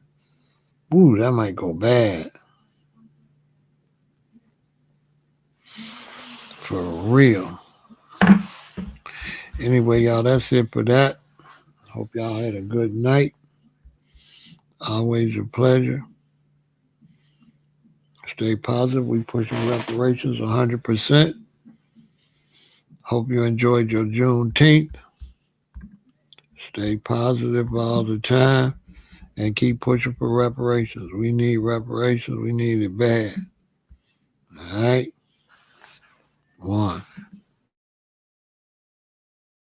Do you want to show the world that you support reparations for Black Americans? Well, get your reparations gear at Pay Black Americans at www.payblacamericans.com.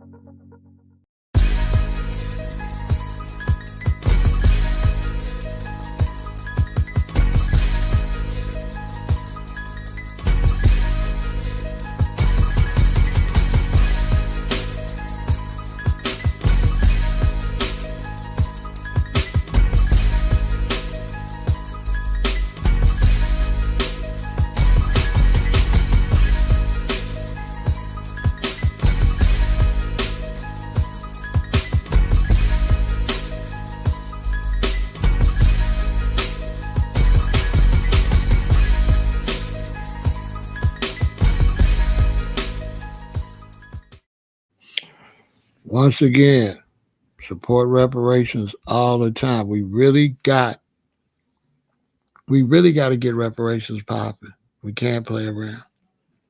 You know, we have to push reparations and we have to push it hard. All right? So tell them to cut the check.